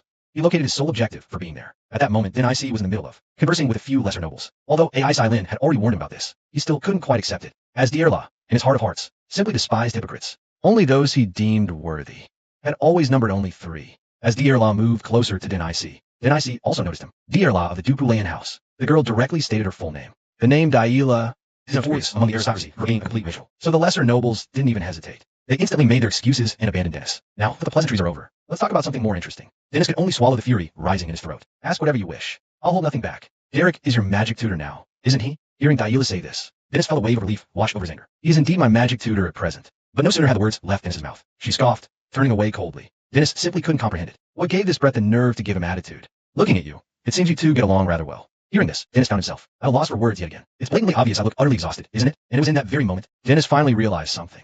This fledgling noblewoman was clearly, furiously jealous of his closeness with Derek. If that's the case, Dearla isn't a bratty little pest at all. A guardian angel? Sheer madness. Dennis has truly lost his mind. He's actually scheming to exploit Dearla's jealousy to rid himself of Derek. I do believe it's time for you to start worrying. After all, Derek does whatever he pleases on a whim. He could easily shift his focus at any moment, couldn't he? Yet upon hearing these words, Dennis actually smiled. Ultimately, for such matters, all that truly counts is Lord Derek's own will, isn't it? Dearla was even more taken aback. Could it be that Dennis actually possessed some secret method to win Derek over? You have a surprisingly clear view of things. What if the Dupulean family were to present a more lucrative negotiation? What then? That'd be welcome. Rather than teaching me, perhaps instructing Lady Dearla would be a far more suitable choice for him. Dearla was completely and utterly stunned. She never imagined Dennis could possess such unshakable, audacious confidence. So, are you hoping to have a private word with Derek? I could just step out. No need to make this difficult. Though Dearla didn't know what means Denise had used to win over Deliku, he swore he wouldn't give up so easily. Unfortunately, Dearla had no idea that Denise was still waiting for him to rescue her. That very night, Denise sat alone on her bed, pondering the day's events. In any case, her and Dearla's desires were ultimately the same: to expedite their shared goal. Denise resolved to write Dearla a letter. Though calling it a letter, it was more of a challenge. Denise issued to Dearla. She intended to settle Delik's fate through the outcome of a magic duel. Meanwhile, while Lilian returned to the manor from the White Zone, though the purge of the White Zone remained incomplete, he hadn't come back entirely empty-handed. Upon hearing this, Duke Dupulean hastily asked what he had brought back. It turned out that while exploring the White Labyrinth, they had acquired a magical weapon. Any weapon that materializes in a place like that is surely no common find. Just as the Duke prepared to inspect it personally, while Allian spoke up again, the artifact was a wand, resembling a tree branch, functioned like a conductor's baton. Hearing Walalian's description, a rare stillness fell. Next day came. A sudden torrential downpour descended upon Elbest. Denise was caught in a nightmare. In the dream, Liku was relentless. Training intensity soared. Vivid sensation. Denise felt as not a single drop remained within her. Thankfully, this torment didn't last long. Denise awoke to start, tears streaking her face, realizing it had all been nothing but a dream. The girl finally felt a wave of relief. Yet a flicker of curiosity stirred in Denise. Why hadn't Bela come to wake her today? If the Liku found out she had overslept, he'd surely increase today's training load. To her surprise, Bela informed her that Deliku would be temporarily unavailable. It appeared the leader of the Like's mercenary corps had been wounded, and Deliku had taken leave to return to them. Upon hearing this news, Denise turned and left without another word. He didn't even touch his breakfast. He hurried straight back to his bedroom. Denise had been waiting for this day far too long. Ever since the Like arrived, he's been thirsting for freedom with zero hesitation. Denise immediately hurled himself back into the embrace of his bed. For the first time, he realized how possibly soft the mattress was. Even the very air in the bedroom tasted sweet. Denise had nearly forgotten where he'd left off in his novel. A thought suddenly struck him. Why not seize this rare chance to properly write that unfinished novel? Meanwhile, the scene shifts to Delike. After requesting leave, he rushed straight to the Tears of Eldrin. With their commander wounded, the once raucous tavern had fallen eerily silent. Without an ounce of delay, Delike pushed open the door at the far end of the tavern. The commander lay on the bed, his left sleeve hanging empty and still. It's been a while, Delike. Hearing this, Perrin quickly turned around. Seeing such a sight, a flicker of confusion crossed Delike's mind, mingled with a trace of sorrow. Even the Battle of Dawn, I never took a wound this bad. Looks like I'm truly getting old. How could this happen? Even a labyrinth in the White Zone shouldn't have left you this badly hurt, old man. I thought the same. I just didn't expect a sandworm to show up in a place like that. The moment the word sandworm was uttered, the Like's expression hardened. In the Battle of Dawn, I killed more sandworms than I could count. But when this one ambushed me, I froze for a second. Still, though it cost me an arm, I took that bastard's head clean off. A fair bargain, wouldn't you say? At a time like this. Why the hell are you joking? Lately, House Dupre has stuck their nose into the White Zone, and other nobles are flooding in with expedition requests, sniffing around for whatever scraps they can find, no doubt. Stay out of the White Zone. No exceptions. Unless a massive, disciplined army marches through to purge it. Setting foot, there is a death sentence, the Like. I'll be damned if I watch you die in that hellhole. Time slipped away like water. The scene returns to Denise's mansion. After the Like left, he flipped through the books he hadn't had time to read. But he suddenly realized he couldn't focus his attention at all, and this used to be his absolute favorite thing to do. Yet now, Denise couldn't shake the feeling that something was missing. He started to wonder, what should he be doing at this hour? As a surge of mana rushed to his fingertips, Denise finally found his answer. He should be practicing his magic. Denise's secret was finally laid bare. Behind this noble lady's mask lay a tragic past. Denise bore crushing childhood burdens, even more than his brother, the heir. Everyone in the family kept telling her that only he could lead the Burtis lineage to prosperity. But deep down, Denise knew the bitter truth. It was all an illusion from beginning to end. The family didn't truly care for him. They had pushed him to the edge of a cliff. What those people wanted was to watch. Denise walked that razor's edge across the chasm. Denise didn't go down without a fight. Nor did he stay silent about his own choice. It's just that to the Burtis family, Denise's choice simply didn't matter. All that past reverence would, the moment Denise made a single misstep, instantly curdle into disappointment and venomous blame. Expectation always carries the seed of disappointment. Denise just wanted to escape that crushing pressure. Everyone kept chanting about magic in his ear, but Denise still couldn't grasp why everyone was so obsessed with it. Having inherited the Burtis bloodline, Denise's magical talent was never weak to begin with. The reason he held back from certain things was simply because Denise believed he couldn't do them. Delica knew this all too well, which is why he kept pushing Denise forward, relentlessly from behind. To reshape someone like Denise, what's needed is precisely that steely persistence that holds firm no matter how fiercely the person resists. What Denise was using now was a 2-star detection spell, Mage Sight. His power was already closing in on AI silence. The outer mana arrays have destabilized, which means you'll get blind spots in the detection field. What did you get there? Why couldn't I sense your presence at all? Distraction causes energy fluctuations. It drains you faster. Focus on maintaining the spell. Though Dennis was burning with questions, he obeyed Derek's command without protest. Watching Dennis execute a 2-star detection spell with such finesse, Derek didn't show even a flicker of unease. In the time they've spent together, training alongside Dennis, he had already taken the full measure of Dennis's true limits. The moment Derek clenched his fist, a ripple tore through Dennis's magic circle. A foreign current of power bled into the flow, making a fight just to keep the spell stable. Derek was deliberately sabotaging his magic. On the battlefield, detection mages clash constantly. War, at its core, is a fight for intelligence. Victory belongs to the mage with a superior perception. Let's begin your real training. Now, Derek sent out another shockwave. Dennis's magic circle buckled violently. Defend yourself. Repel the outside interference. If you can master this, no one will dare mock your magic again. A single look at Dennis's face was enough to tell. The pain was nearly breaking him. But then, a moment later, a smirk crept onto Dennis's lips. If this is the game you want to play, don't regret it. This time, Dennis held nothing back. He unleashed every last drop of his power. He was going to sever this bond anyway. There was no point in holding back now. A smile during training. Derek had never seen that from him before. At the same time, the scene shifts to the Elbiest Manor, where Daira now stands. But the girl's mind was leagues away, and she felt nothing for her lavish surroundings. My deepest apologies, Lady Daira. I'm mortified to house you in such a humble villa. It's more than adequate. I don't need to apologize. All I require is a proper training ground. The training ground is that way, I presume, Lady Daira. A moment, please. A letter has arrived from the main family. I brought it to you. It's from Burtis. It's from Lady Dennis of the family. The sender, Is Dennis? For the first time, Heiress stopped in her tracks. The letter's message was brief. It was a magical duel with Liku, the waiter. But to Dearla, this was a direct provocation from Denise. An openly laid trap. That, at least, was reassuring. So this is your game? You want to crush me? Make sure I can never lay claim to the Liku again. That's what this means, isn't it? The light's lesson turned Deirla's rage icy cold. A thick, gnarled thorn bush materialized out of thin air, its spine striking the paper Dearla tossed with deadly aim. The magical thorns seemed poised, as if guarding a singular, noble rose. Dearla walked silently forward. The killing intent in her eyes was that of a predator, regarding prey already dead. Rather than leave Liku with such a cunning viper, better to seize him and bring him back by force. Time flew. Rosia Salon returned.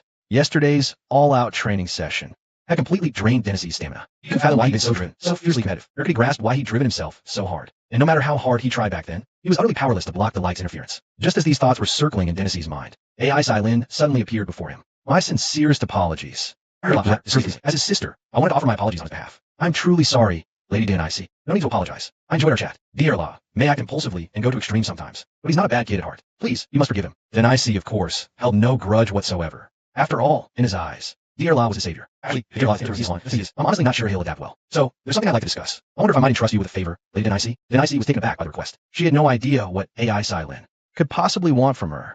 Meanwhile, Dearla was arranging a formation at his mansion. Just as he announced he was leaving to train, a maid informed him that a guest had arrived. Furthermore, the butler laid out the rest of Deirla's schedule for the day. Other arrangements for him were made. Dearla felt even more disheartened after hearing that. The maid added that the visitor was from the Burtis family. The moment Dearla heard that, she flatly refused to see them. The guest outside is Del-like of the Burtis family. Should I send him back immediately? Upon hearing the butler's words, the young lady's attitude shifted a complete 180 degrees. What do I do now? This is way too sudden. Bring all my cosmetics and clothes to my room. Right now, at once. Meanwhile, Del-like was already standing at the gates of Deirla's mansion. Inside, the girl's heart had completely forgotten all her worries, for she knew full well Del-like was here to see her. And because she was in such a frantic rush, Dearla even took a spill in the corridor. But she scrambled up at once and kept running. The girl thought to herself, faster. I have to go faster. They finally meet. Dearla is at last face to face with the Del-like she's longed for. Just a short while ago, Del-like had come to Deirla's mansion of his own accord. Are you here to persuade Lady Dearla? Yes. The Rosalia Salon earnestly looks forward to Lady Deirla's membership. Earlier, Lady Iselin beseeched Lady Denise, hoping I might assist in persuading Lady Dearla, though I cannot be certain you'll succeed, because even when Lady Iselin went to persuade her, she only said she'd consider it. I understand,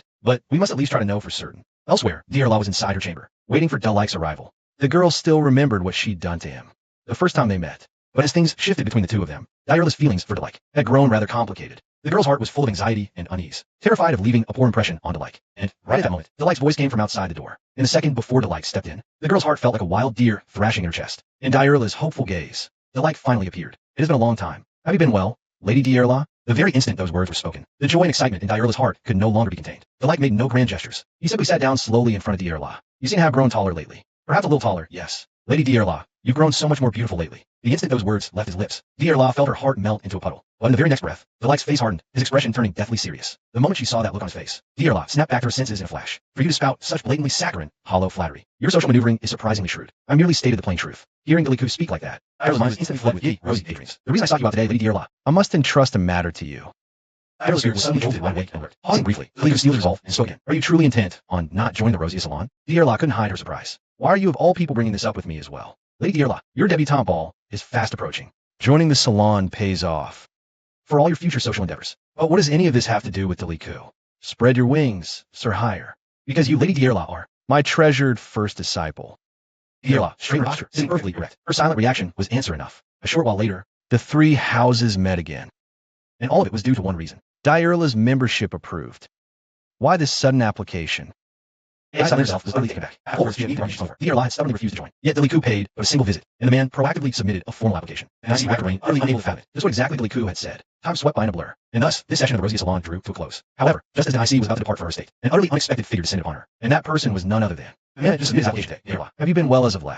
Let's save these pleasantries for next week, shall we? At this retort, Denise's face registered a flicker of genuine surprise, since you made the bold declaration to use Deliku as the stakes. And the only thing I bring prize to the table, worthy of making Duke Urs himself nod his head. Then the duel can proceed smoothly. I take it, your estate holds a painting titled Panorama of the Chorus Granary Belt, does it not? If I lose, I shall purchase that painting at an exorbitant price, and gift it to you. Hearing Deirla speak thus, Denise felt a crushing weight of pressure settle in his chest. Fortunately, Deirla did not press the matter further, and Denise managed to board the carriage back without incident. Do we truly possess such a painting? We do indeed, though I've forgotten where it's been stored. Do you remember? Remember what? If you lose, you'll be free of Del-like for good. A brief, heavy silence fell over Denise. Yes, that very night, Denise arrived at Duke Berthus Manor. His purpose for this visit was regarding the duel. So, your meaning is, you will purchase the Chorus Granary Belt and gift it to me? Not a bad bargain at all. In that case, wagering Del-like is indeed a justifiable move. You don't have to rely solely on magic to make your mark. Even if you pursue this path, it's for the family. As long as you serve your purpose, I, your father, am satisfied. Yet, upon hearing those words, a bitter ache gnawed at Dynasty's heart. The next morning, Dynasty sat alone in the manor's courtyard. Slowly, he attuned to the ambient energy around him, releasing tendrils of his own mana. With Dilike's guidance, the two-star detection magic Dynasty now cast felt effortless, and unlike before, his perception had sharpened immensely. Every falling leaf, every bird beating its wings, nothing escaped Dynasty's awareness. It was nothing like his crude first attempts. Now Dynasty could even feel the weight of the bird's stares upon him. This could only mean one thing. He had fully mastered the magic. Ascending to the two-star realm, Dynasty gently tossed the magical threads in his palm, a genuine smile of elation blooming on his face. Isn't magic fascinating? Dilike's voice drifted from just behind him. Everything the young lady had demonstrated today, it seemed, could not escape Dilike's watchful gaze. In that instant, a flicker of tangled emotion crossed Dynasty's expression, as if flustered by a secret laid bare. Or perhaps, a flicker of guilt. The sparring match between Dilike's two disciples was about to begin. Would Dynasty deliberately hold back and lose to Diliko? Just moments before, Diliko had suddenly appeared behind Dynasty. I failed to sense you again. That's because I've masked all my mana and presence. But I can feel it, my lady. Just how much you've grown. Isn't magic rather similar to writing novels? The moment she heard the words, writing novels, Dynasty suddenly perked up. The novels you write, my lady, have vivid emotional threads, and a remarkably delicate touch. You always envision the forms of those characters in your mind. Magic is the same, especially exploration magic. It's almost identical to writing novels. You seek out the mana, then observe it meticulously. You have to perceive and manipulate it with absolute subtlety. Lady Dynasty, you understand this joy better than anyone else. You must claim that value as your own. But I am not a person of such value. The instant he heard those words, Diliko realized he must have missed something crucial. Come with me. There's something I want to show you. This is a panoramic painting of the Chorus Granary District. That painting Dearlaw claimed he would buy if he won the bet. Could it be that I've misjudged this painting? It looks like blank paper. I see it clearly. Such an artwork exists only in the ledger records. It was a fraudulent purchase made by our family to evade taxes. Dearlaw is truly formidable. How on earth did he find out about this? And offer to cover up this weakness for our family? And he sees right through my father's intentions as well. My father doesn't care about my magic at all. As long as I can be of use to the family in this manner. That is enough for him. A person like me is nothing but a pawn on the family chessboard. Is the image of the lady that your family expects really the entirety of who you are? Even in such a suffocating situation, didn't you still show compassion to the servants? Were you not still able to describe Lord Robine's love more exquisitely than anyone else? You smile despite yourself when you study magic. The moment she heard those words, Dynasty felt a day's watch over her. I don't care what becomes of Dynasty of the Burst family. I'm only here to support Dynasty, the girl. I only wish for you to win tomorrow's match, my lady. May it bring you joy. The scene shifts. After speaking with Diliko, Dynasty returns to her own residence. You must be pleased, my lady. Once you lose tomorrow's match, we can finally send Mr. Diliko away. Bela, am I so hollow and utterly worthless, truly capable of editing myself to the study of magic, amidst those truly worthy souls, struggling with all their might? Each of us is hollow inside, and everyone lives by filling that void with something. Hearing these words from Bela, Dynasty seemed to have a realization. Could it be Bela? And you also? I've been reading it since the first chapter. Don't tell me you were the one who told Diliko. It was me, my lady. You too have poured all your strength into filling the void within your own heart. Your heart is now rich and full, a curiosity and kindness towards others, eyes gentle enough to read hearts and feel others' pain. My lady, you are now a person whose heart is rich, full, and complete. Hearing Bela say this, a trace of hesitation still lingered in Dynasty's heart. The young girl silently bowed her head, unsure of what to say for a moment. After a long silence, Dynasty finally spoke. Then what should I do? I don't want to lose tomorrow. Hearing this, Bela smiled. Then when? Time flies. At last, the day of the sparring match arrives. Unlike Dynasty, Direla's face is filled with absolute certainty of victory. Although Dynasty still wears that usual languid mask, a new resolve is clearly visible in her eyes. You didn't run. I thought you'd be so terrified of my state. You wouldn't dare show your face. Without your family's name, you are nothing, aren't you? No need for cruel words, even without them. Lady Dearlaw herself is powerful enough, isn't she? There was not a trace of bitterness in Dynasty's words, yet left Dearlaw speechless with irritation. There's no need to watch from up close, is there? After all, this is merely a sparring session between disciples. I have no wish to cause you pointless concern or trouble. I hope this remains a pure sparring match. Focus on growth. Sparring partners, attention. The match begins the moment the bell rings. The referee rings the bell. Dearlaw was the first to begin casting. Unlike before, this time Dearlaw didn't need a lengthy incantation. In the blink of an eye, he had formed several ice lances and launched them at Dynasty. But to everyone's surprise, Dynasty showed no intention of dodging. It wasn't until the ice lances were nearly upon him that Dynasty finally started to move. A dark green magical energy appeared beneath the young woman's feet, and her body slowly drifted into the air. There was not a trace of fear in Dynasty's eyes. She was looking down on the ice lances Dearlaw had formed. The instant the lances struck, Dynasty moved through the attacks, dancing gracefully like a butterfly. Such a bizarre action stunned every single spectator present. Dearlaw did not hesitate. He immediately channeled his magic to manipulate those ice lances. The lances that had already flown past suddenly changed direction in midair, attacking once more. Yet Dynasty still showed no intention of fighting back. She was simply using a basic levitation spell to evade the assault of the lances. As Dearlaw poured in more of his power, Dynasty seamlessly increased her own speed. No matter how hard Dearlaw tried, those ice lances simply couldn't touch a hair on Dynasty. The all-out attacks from Dearlaw looked in front of Dynasty like a children's game.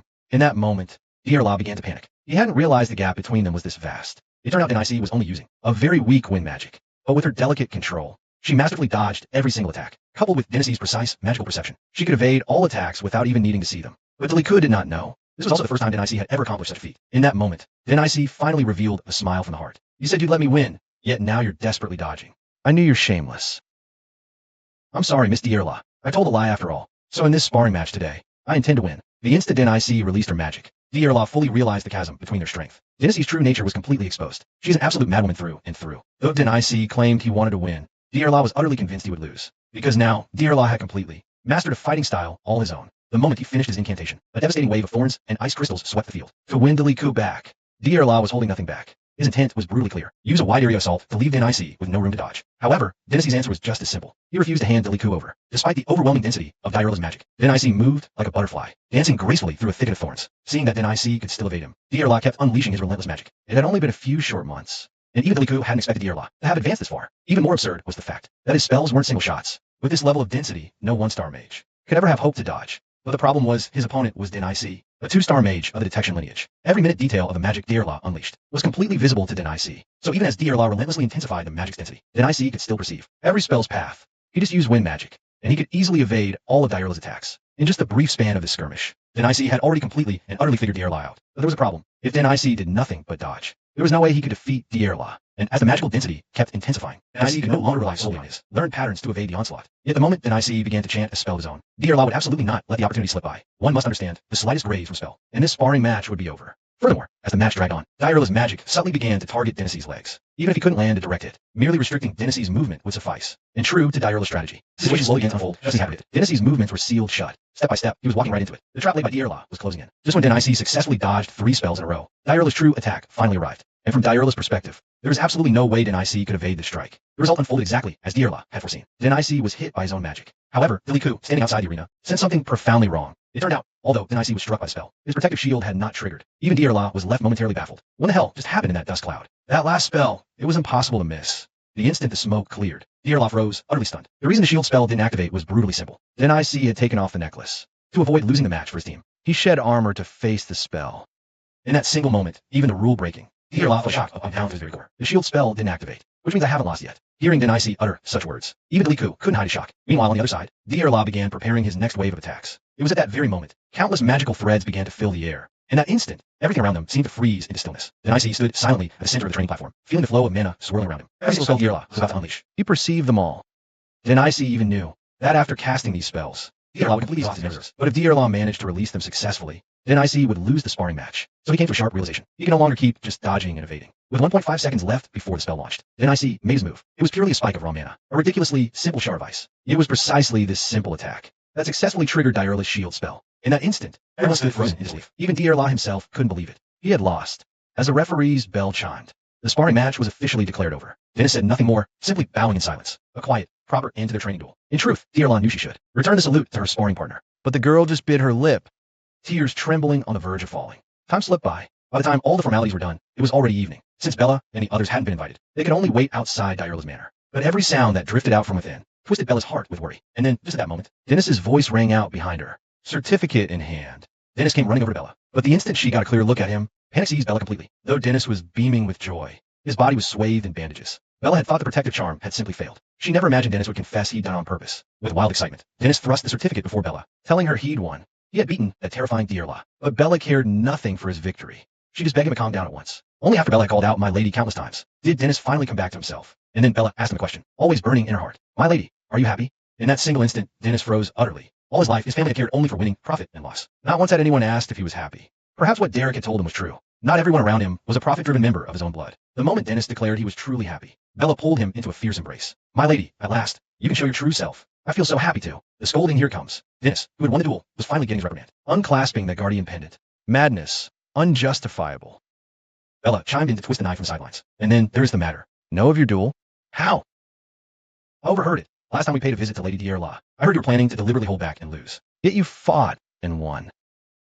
From Lady Dierla's point of view, Lady Dennis is nothing more than eccentric with a horrendous personality. Was that really it? What she did was far worse. Indeed. Weren't you busy cleaning, Beggar? My mouth doesn't need cleaning. Souring your relations with a fellow Rosia salon member offers you no advantage whatsoever. Lady Diella's debutante ball is fast approaching. Use that occasion to explain yourself properly and apologize. Understood. Also, back during that duel, that magic you displayed, wasn't it truly impressive? I mastered that wind magic entirely on my own. Had Lady Diella gone all out from the start, those petty tricks of yours would have left you riddled with holes. Hearing that Derek offered no praise, Denise grew even more disheartened. "Sir Derek, could you not find a single word of praise for the lady? You believe I did a fine job too, yes?" Hearing this, Vera unexpectedly grew furious. "Have you truly reflected on your actions at all?" As Vera began scolding her as well, Denise simply burst into loud wails. Denise has endured a winter longer and harsher than anyone else's. If such a girl finally catches fire, that reborn Lady Denise will surely outshine all others. Meanwhile, the scene shifts to Diela's manor. Diela, though a man who despises losing, refused to make excuses for his defeat. You seem rather downcast. The visitor to Diela's side this time was none other than his elder sister, Iselin. Sister, you should have given me some warning before. I was simply too anxious for news of the duel. A loss, it may be, but I heard you cast a truly remarkable spell. Seeing Diela mature at such a pace fills me with heartfelt joy. Pace? What does pace matter? A loss is a loss. Had I only been a little stronger, I might have kept Derek by my side. At times like these, consider what you've gained, instead. Our brothers will be proud of you, too. Yet, even with Iselin's consolation, his mood refused to lighten. The brothers are out on their second campaign now, aren't they? Will they return in time? For my debutante ball, rest easy. They'll come back safely, and they'll be sure to celebrate Diela's day properly. If only it were so simple. After all, I was always so petulant with them back then. Meanwhile, Valerian Reg march on in rain. Will everything finally be settled after this campaign? Yes, we must return with glory and triumph. We still have to go to Heiress. Debutante ball. This white labyrinth, which threatens our lands and family, must be purged. With those words, Valerian led the charge into the white labyrinth. That same night, Derek returned to the tears of Eldern. Aren't you Miss Denise's magic tutor? What brings you here with free time today? Miss Denise told me she's taking a brief rest. Old man, you suffered a grave injury, yet I scurried back under the pretense of tutoring duties. That has weighed heavily on my conscience ever since. Hearing this, the Corps commander was taken aback for a moment. Don't tell me you've been hit with a hypnosis spell. What's with all this sappy talk today? What do you really think of me? It's not the point where you need to worry yet. Relax. Managing a single shop is hardly a challenge. What in the world are you babbling about? That's because I'm the one handling all the hard stuff. Fine. Derek suddenly recalled the labyrinth that had nearly crippled Commander Jaden. Yet the Duper lanes kept attacking. Dreist had once asked Derek if he knew Valerian, the eldest son of the Duper Lane family. He had prophesied that before Derek came of age, Valerian would begin dabbling in necromancy. If that truly came to pass, Derek would have to step in and put Valerian down. Derek couldn't help but wonder, could these two matters be connected in some way? Though Derek still had some time before he came of age. Meanwhile, Dreist was drifting alone in a small boat upon a vast lake. Such a pity, but I had no other choice. If I revealed all the details to you, you could have prepared your defenses in advance, but that would only spawn more tragedies. I hope you can understand. This is the best choice I can make. At the same time, the scene shifts to Valerian and his party, just as Commander Jaden had warned. Valerian's group encountered a sandworm deep within the White Labyrinth. Mind you, even a titan like Commander Jaden barely managed to take down a sandworm, and that cost him an entire arm. So Valerian and the soldiers he brought along, of course they can't stand against those sandworms. Brother, get a hold of yourself. We have to leave now. Retreat. Everyone fall back. Protect your own lives, that's the priority. Faced with an enemy they couldn't defeat, Walalian was forced to take his remaining men and withdraw from the White Labyrinth. In that very moment, a profound sense of powerlessness washed over his heart. The Labyrinth forces are steadily amassing power, and those precious soldiers fell before his eyes one by one. He is the eldest son of the Pupu Manhwa family. He must protect his home and lands. But he lacks that power. Not long after, Denise received a letter from the Pupu Manhwa family. After reading the contents, he ran excitedly to Deliko. I've been invited to Heiress. Debutante ball too. So I haven't been completely ostracized after all. It was sent only out of courtesy between families. Miss Heiress' hostility hasn't disappeared. I truly despise that about you. You must lie occasionally, you know. Yes, I know. I am merely an accessory. It's written right here. It says they hope my magic tutor will accompany me as well. But that's an aristocrat's ball. How could a combatant like me possibly? Meanwhile, Walalian and his party finally returned to the Dupulan family manor. But there wasn't a shred of glory on his person. Only exhaustion and a face full of bitter resentment.